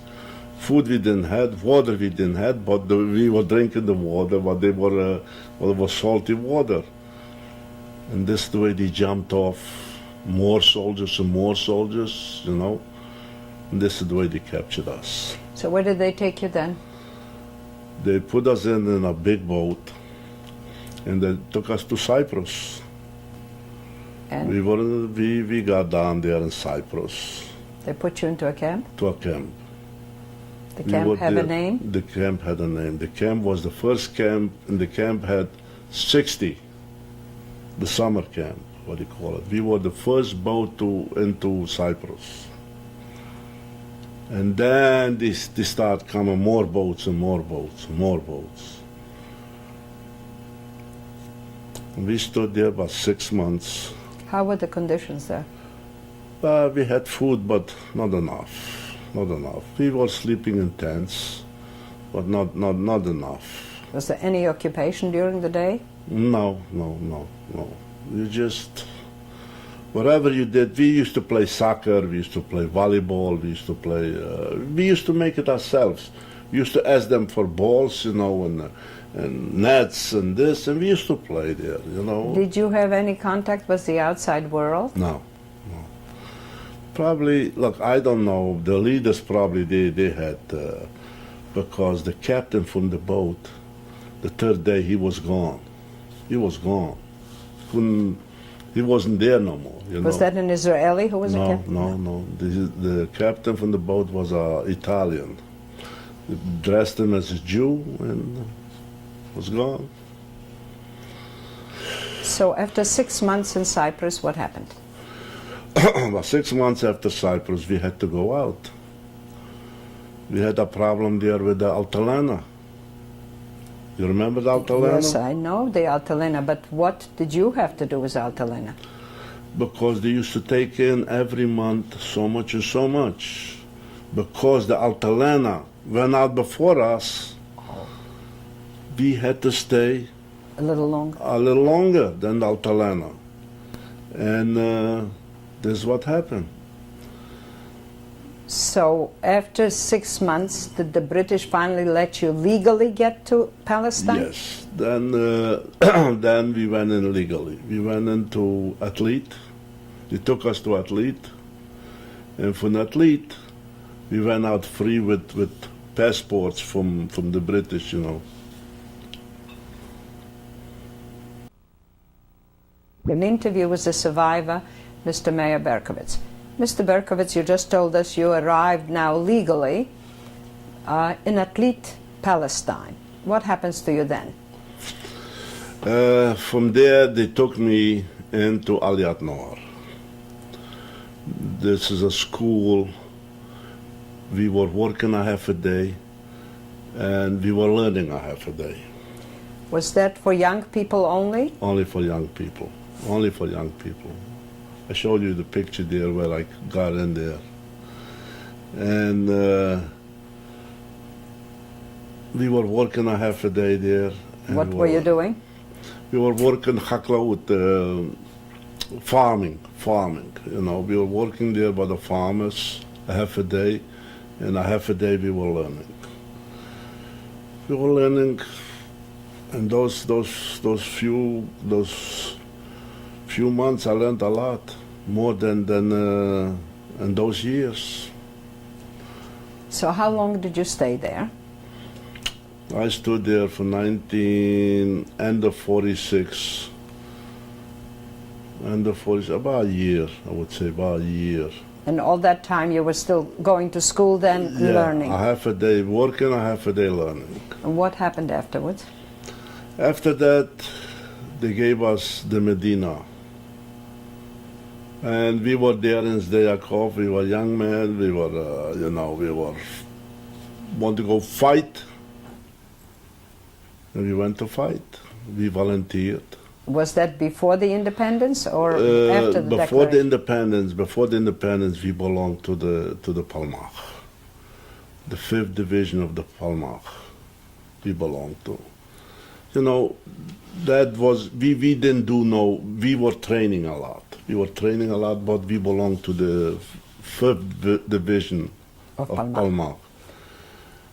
And from the Palmach, we came out end of 47. End of 47, we came out and they put us into the Tzva Haganah Israel. It's even before the Medina was born, you know, the country was born, and they put us in the Tzva Haganah Israel. Still, we haven't got no army. We still used our clothes or whatever, shoes, everything, but they gave us whatever they had in arms, you know. And we did whatever we could, you know, to stop them. Then, and before May 5th, before May 15, I got into a division, what they call it, Golani.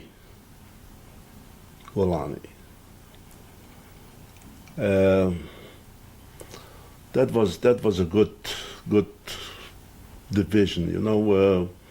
I belonged to a company, special company. We had special training for that, and we did special jobs sometimes. We volunteered. We were crazy to volunteer, you know.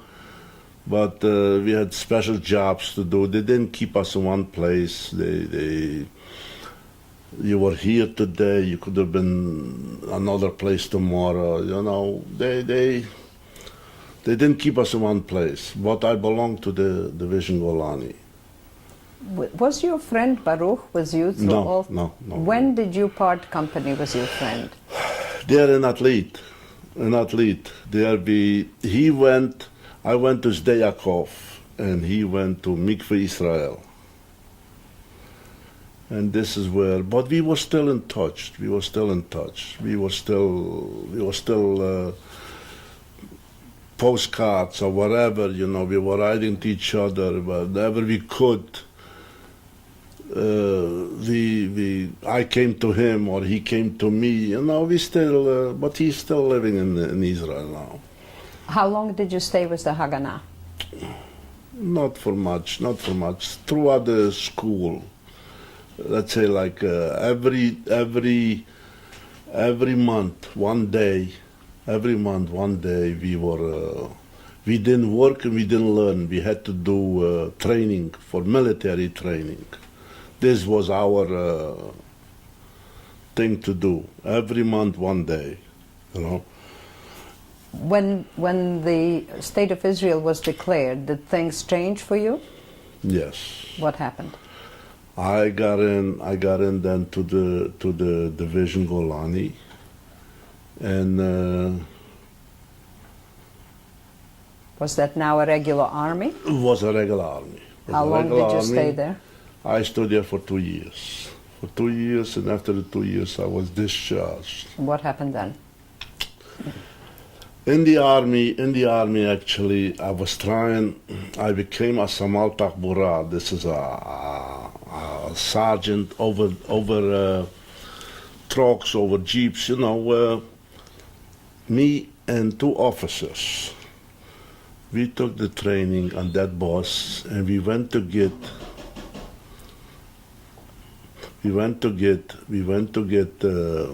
licensed by Egged. We went to get licensed by Egged. Egged is the bus company, Yeah. of Israel. Yeah. And we got the license. They gave me the tickets for gas, and we had the license. A license to do what? To drive a bus. But I didn't have no. I got a license and everything, and those other 2 guys, they got their job. I didn't have no money. I went to the Israeli government to borrow money, and for me, they didn't want to give me. They didn't want to give me, or they didn't have, whatever. Did they give it to the officers? Yes, because one of the officers, the major, went in with me. He says, "Zinzra Frey, he's my friend." Yeah. He says to him, "Do you got? Then keep your mouth shut. Get out of here." So what happened if once you didn't get the money and? I was driving an Egged for a while. Then I didn't want to do it. So what did you change? Then I changed it over to, there was another company. I was driving there, and then my sisters and my brothers from here, they said, "Look, what are you going to do by yourself there? Come here to the States." And I did it. So when did you leave Israel? I left Israel in 1952. And you went to the States, or where did you go? No, I went to Canada. I was in Canada till 1955. What did you do in Canada, and where did you live? I worked in a factory, in a clothes factory from clothing. And the clothes factory was, I couldn't take it. It went into my nose, and I had problems. I was sneezing, I was sick. Then I had here my brother, and my brother said to me, "Look, conductor I couldn't be, an engineer I couldn't be. I became a butcher." So your brother took you from Canada, brought you to America? No, no, no. I used to come here for visits, and he used to teach me to be a butcher. You know? Was your brother a butcher here? Yeah, my brother became also a butcher here. And this is the way I went on till I met my wife. When you were visiting? Yeah, Yes. I met my wife, and she says, look, as a husband, you come in a different quarter than because I had already made up papers to come here before. But it took time, you know, the Romanian quarter takes time. And then when I came here, I was a butcher. And So what year did you come? I came here in 55. Did you get married before? No, we got married that time when I came here. So how did you get into the United States? On what visa? The lawyer worked out already. The lawyer worked out that I'm going to get married. And the visa took me not long. He worked it out. And when I came in, then we got married. And you stayed in the as a butcher in this profession all your life? Yes. Since then I stood. Are you still working? No. When No, did you I'm retire? I retired about 4 years ago. Do you have a family? Of course I got a family. Well, tell us about it. I got 3 kids, a son and 2 daughters. I got 6 grandchildren. And thank God we're still here. I'm retired, my wife is retired. And we had we had goods and beds and things, you know. And we're still alive, and we both retired now. She retired about 3 months ago, 4 months ago. What was your wife's occupation? She worked for the state, for the government of the state. She worked.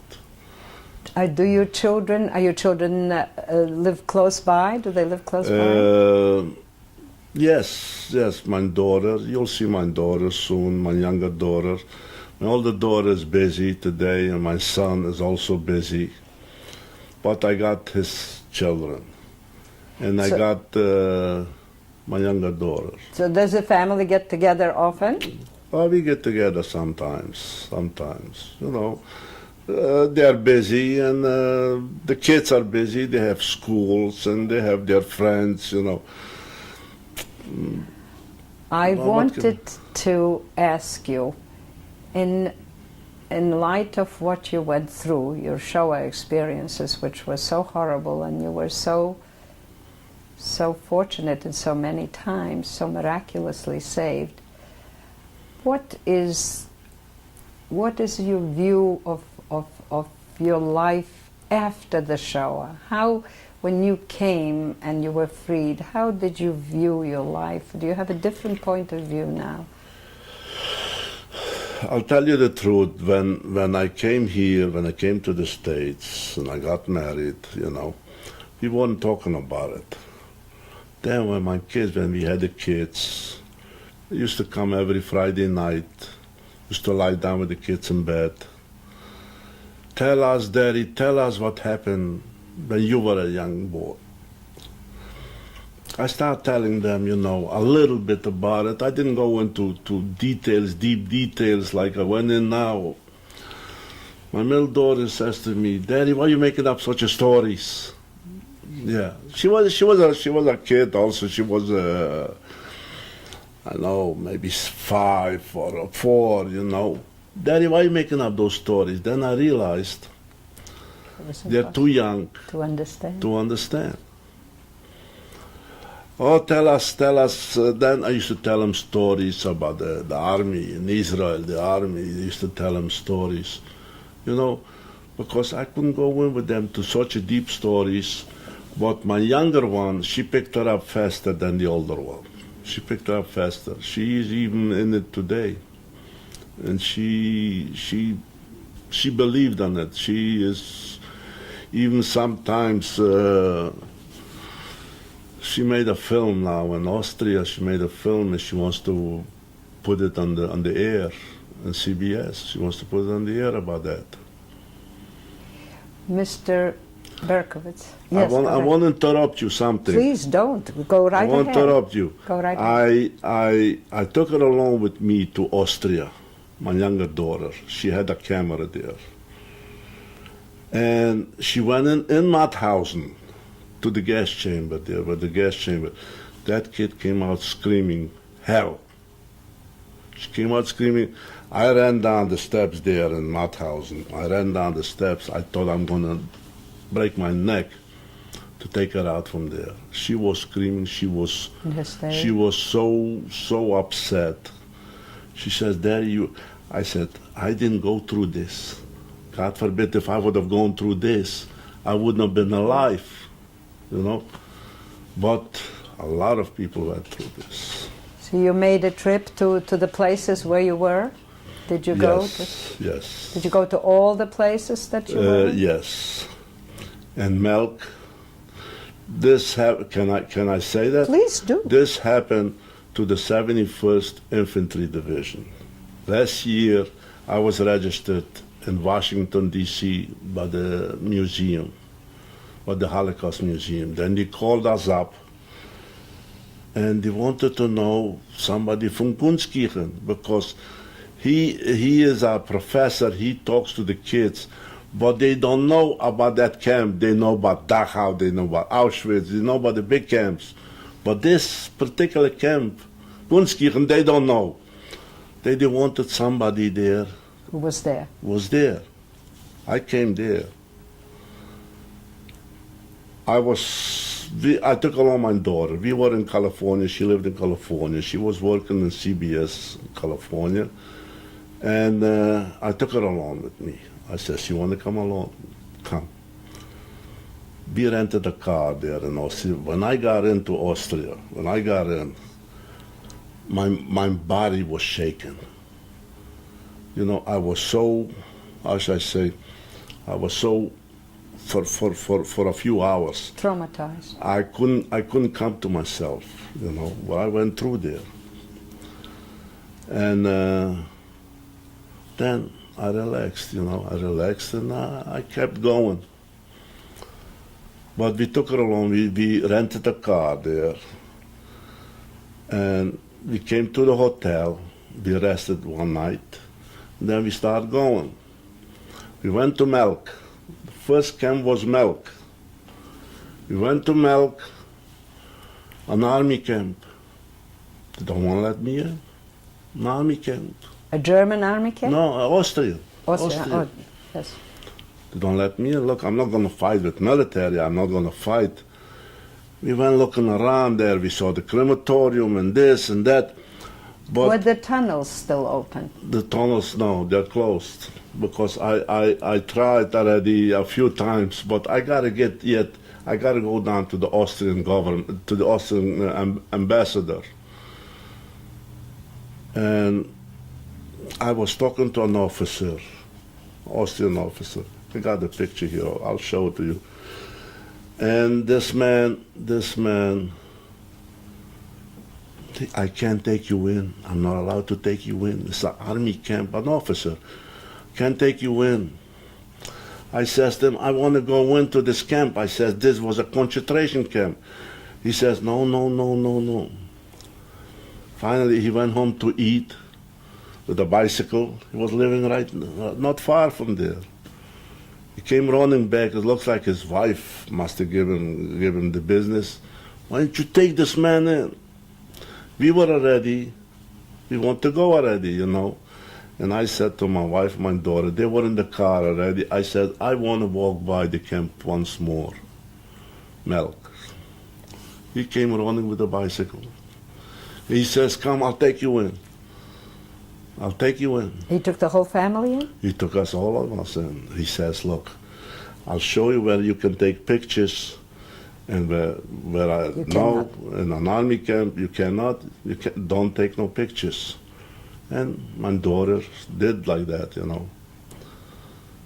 He took us right on top of the kitchen. On top of the kitchen. Just where you worked in that kitchen? Yes. He took us on top of the kitchen. I says to him, here was the kitchen. He said there to a mechanic, weißt du arbeitest in der Küche, he says to him. And he didn't want to believe me. I showed him. I went there and I showed him. He looks at me. That was 9, 10, the barrack, and 11 and 12. And there was only 10 and 11. 10 on this side and 10. And I pointed out for him every barrack, the name, the number. He looks at me.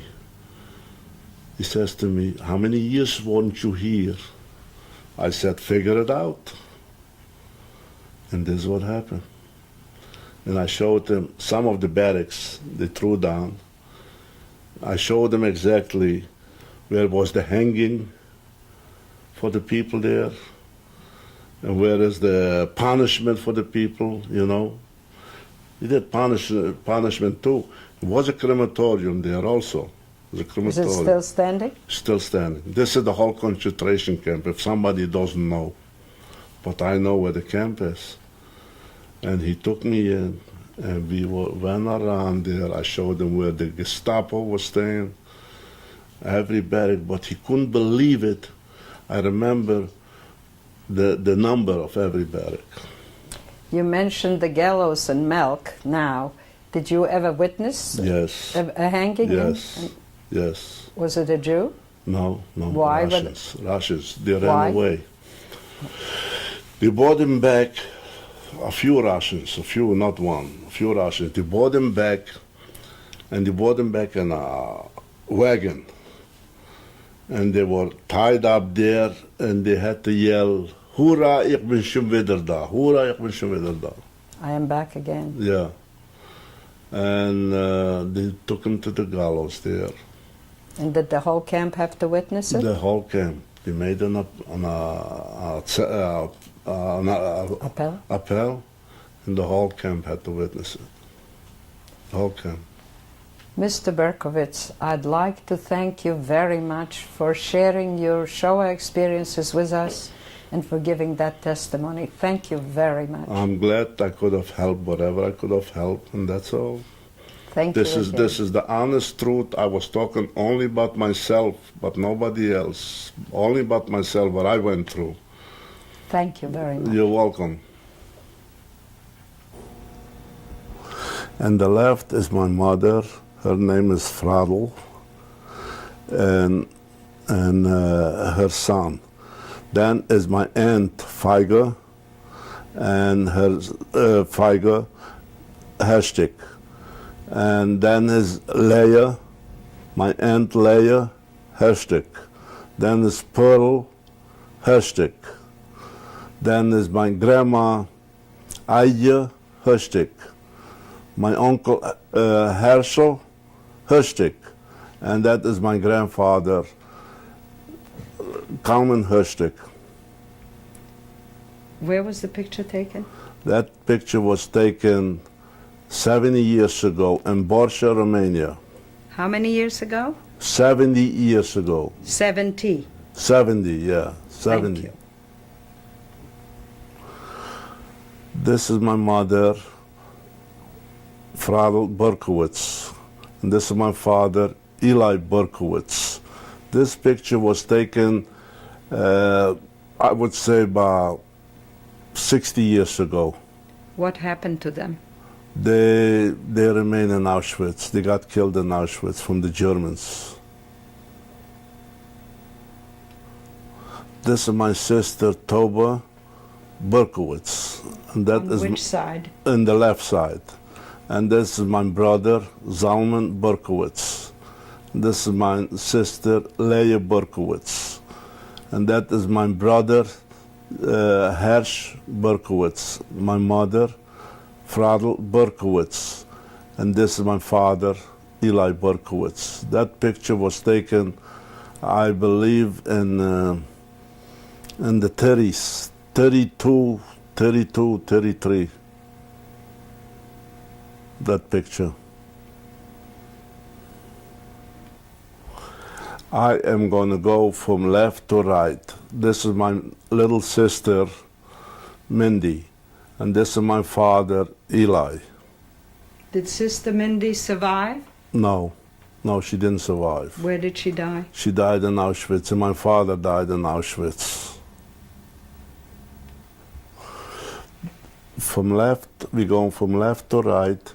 I have there my sister, my little sister, and then I have my mother. Is that the lower row? The lower row, yes. And my sister, she remained in Auschwitz. My mother, she remained in Auschwitz. And my baby sister there, she remained in Auschwitz. What are their names? Fradl. The little one is Hannah, and my father's name is Eli. Then is me there. I am Meyer Berkowitz. Which one are you? At the right-hand side in the end. Then on the left side on top, there is my sister Rosie. She's alive. And then is my sister Leah. And then is my sister Toby. And then is my brother Harry. And they're all alive now. They're all alive. They're living. This is my baby sister Hannah. She didn't survive. And then is my sister, my older sister, she survived, Toby. And then is Mindy. This is also a younger sister. She also didn't survive. When was that picture taken? This was taken in the 40s, before they took us away. That picture was taken. I'm going to show you here a picture from my friend. His name is Baruch Hans. And next I am. This was taken in Italy in 1945. This was taken. On which side is your friend? And my friend is in the left side. And I'm next. Is he the one with whom you survived through Yes, the camps? yes. We went through hell those two went through hell. This picture was taken in 1946. I was in Aliat Noar, Mahzor Waf, and this was in Sde Yaakov in Emek, Israel. This is the first picture that I took there in Aliat Noar. What is Aliyat Noar? Aliat Noar is for children, for a school for children. This is a picture in the 46 when I came to Israel with a whole group. We came from Europe. We came actually from Cyprus like this. And this is the way we came in there in that Mahzor Vav in Sde Yaakov to the children's group. And I am the second one from on top. I am the second one on top there. From the left to the right. And they were all my friends. This is me when I was in the army in 1948 already, when it wasn't the army yet. We were just beginning to be an army. And whatever you see there, the clothes was my clothes, but except the gun was their gun. And that's the way we looked in the beginning when we began to be a Medina, a country. Is that all right? Here I looked already when I came into Canada. This was 1952. This is the way I looked a couple months after I came into Canada. And I was still a young man. And thank God I was healthy. I came out, wherever I was there, I came out a healthy man. And that's it. This is me and my wife. This is when we got engaged in the beginning. That was 1954. 54 when we got engaged. And this is my wife in the left, and I'm in the right. And this is the way we looked when we were young.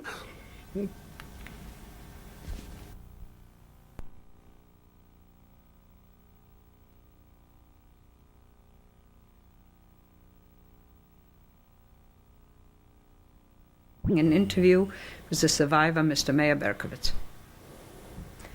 Mr. Berkowitz, would you please tell us about this picture? On top there is my son, Eli Berkowitz, and my daughter, Lisa Atias. This is my son-in-law, Andy Atias. Then it goes my wife. My wife has in her lap, she has my grandson, Corey. And near him stays there another grandson. His name is Jason Berkowitz. And then his sister, Jason's sister, is there, Pammy Berkowitz. And then on my lap, both on my lap, is my grandson, Matthew Atias, and my granddaughter is Adria Atias. And what is the occasion for this picture? The occasion was for Pamela's birthday party. They had there the whole, all the kids there. And you failed to mention your wife's name? My wife's name is Zelda Berkowitz. The best one, huh? This is my youngest daughter, Suri Berkowitz. She was working here. She's working by CBS, and she works for CBS. She's a editor. She a news editor. She gives in there for the editors to talk about the news, and she puts up the film for them to see whatever it is. That's all I know about it. The rest is up to her. This is my daughter's children. From left to right, I'll go. This is Adria Atias. In the middle is Corey Atias. And the end there is Matthew Atias.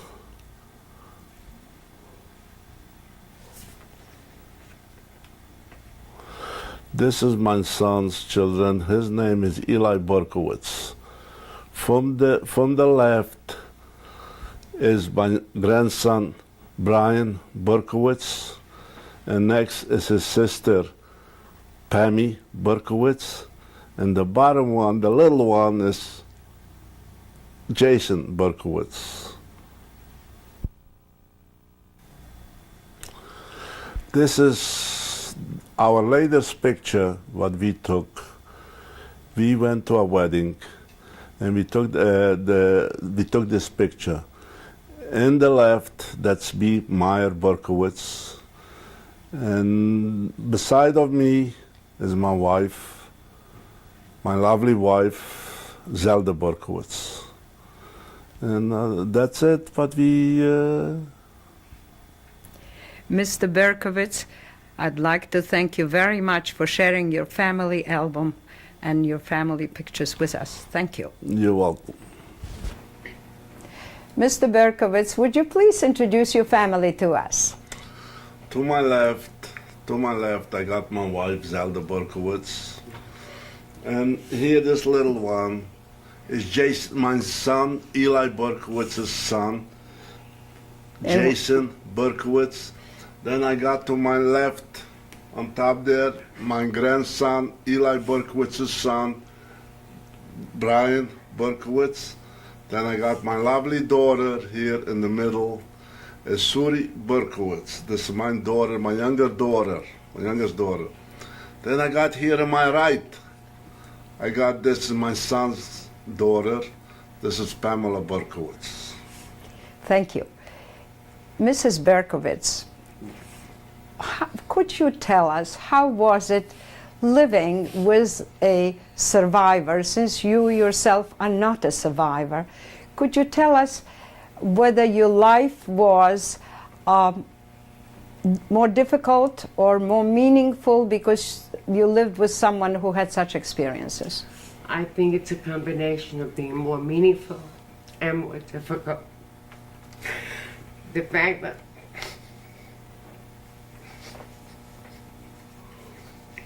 Okay. his difficulty at night, his sleeping, his screaming, his memories was hard. The fact that I didn't have in-laws made it very difficult. Did Meyer very often spoke to you about his Shoah experiences? Yes, yes. This is something we talk about all the time. And as you indicated, does he still have nightmares? Yes, yes, definitely. When did you when were you able to talk a little bit about your Shoah experiences to your children? I spoke to them more often because I realized in the beginning I had my older daughter, like I said before, she knocked me down but then when I realized later on, especially this one in the beginning, she believed in the Shoah. She believed whatever I said to her, she believed. And you couldn't take it away from her. But the older one, she said to me while making up a story. How old was she when she told you that? She was about 4 or 5. She was a baby yet also. Well, perhaps she could not cope with the horrors of what you told her, and that's why she said... I especially didn't go in too deep. She should feel so bad, But this my daughter, the younger one, she believed in it right away. She believed. Suri, since this seems to be just the point to ask you about it, when did you really become aware and begin to understand what your father was imparting to you about his experiences? My earliest recollection was when we used to live in the Bronx. I would be home one day sick from school or something, and my father would come home from work and sit down at the bed and tell me a story of Little Meyer. I didn't know who Little Meyer was, but he told me this boy, Little Meyer, who got, he wasn't liked by a lot of people, and I don't remember the exact details of the story, but I mean, the only thing I remember is I was approximately 4 or 5 years old, and he told me of Little Meyer and how Little Meyer was not a liked boy because there were so many bigger people that didn't like him and they hurt him, and so from as early as I can remember, it's something that he put into me. My father put it into me. But when did you eventually learn truly what happened to your father during the Shoah? Do you remember how old you were? I think it really hit me in high school. I did, during my 12th grade, I performed a program, my own program for the Shoah, for the entire high school class, the girls' division of my high school. And before that, it's always been something that's been strong in me. I would ask him questions, he would give me answers. You don't realize that much. You don't realize how much it really has an impact on one's life as you grow up. But as time went on, I think the hardest hit was when we went back to Austria last year. I think that was the bond that I knew he went through. Did you visit with him then the places where he was interned? Yes. What stands out in your mind from that trip? Ooh, we had an experience, actually. It was a very, very emotional experience. My father and I and another woman were talking on top of a bunch of stairs that led down to a gas chamber. In Mauthausen. And my father was talking to this other woman, and I went down to look, and I opened the door and I stood there for a moment and I just felt the ghosts, I felt the blood, I felt the horror, I felt everything, and I just started crying. In that split moment of time, we think my father sort of reverted back 50 years ago, and he saw his child in the gas chamber, and he came storming down the stairs, screaming at me, pulling me out. He's crying, I'm crying, and it was a bond that we both shared that could never be broken. It was the first time I think I ever saw my father cry, and he put his arms around me, and I put my arms around him, and I think something special happened at that day. That was my major experience. Thank you for sharing that with us. Jason? Who is your friend, Jason? Jaws. Jaws? Are you going to tell Jaws how you something about your grandpa and grandma? What would you like to tell Jaws about them? Tell Jaws. Oh, you could tell us. Do you like grandma and grandpa? You do. Do they celebrate your birthdays with you? Yeah. Oh, can you say thank you now for all that? Thank you. That's wonderful. Pamela, which grade are you in now? 6th grade. 6th grade. Have you read any books at all about the Shoah? No, but 8th grade every year puts a play on that shows about the Holocaust. And so you are going to attend that when you are in 8th grade? Okay. You know there are books for younger children at your age on Shoah. Yes. You want to say something to your grandma and your grandpa about your feelings? Well, I love them both very much, and I'm very upset that my grandpa's been in the Holocaust. Thank you. Brian. Why, thank you, Jason. You are a gem. You see, I forgot. I was wondering whether his name is Jason. Thank you. Brian, have you taken any classes on the Holocaust yet? I haven't taken any classes, but in my school we've had plenty of speakers and plenty of programs. Are you going to a public school? No. You're going to a yeshiva? Are you anticipating, will they give any classes or courses on the Holocaust? Hopefully they eventually will give about the Holocaust, because I think it's something that should be remembered forever. But they don't do it yet, but I hope they start doing it soon.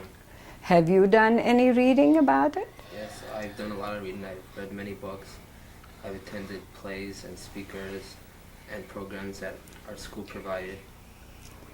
Since you have read some and you are the grandson of a survivor, would you like to share with us the idea, what do you think of the future and of tolerance of other people and other races, people who are different from us, and about the future of the world altogether?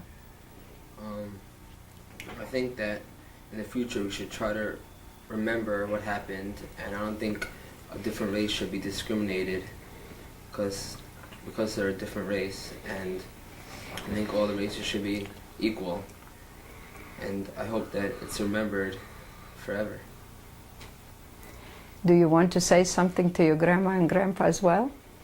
I want to tell them that I love them very much and I'm behind them, and even though I never knew your parents and you didn't tell me a lot of stories, but I heard a few of them, I'm behind you and I'll stick up for you whatever happens.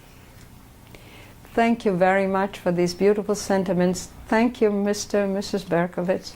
And thank you for sharing your experiences with us. Thank you for letting us. For allowing us to do this. Thank you again. Maybe we can take a picture. You're on the camera. Can I say something? Just a second. I just want to tell my parents, Wait 1 minute. Please do. I just want to tell my parents thank you for everything, and thank you for bringing me up in a way that I am aware of everything, and thank you especially for taking me to Austria last year with you. It's an experience that I would have regretted if I had not gone. Thank you. You're welcome. Thank you. Well,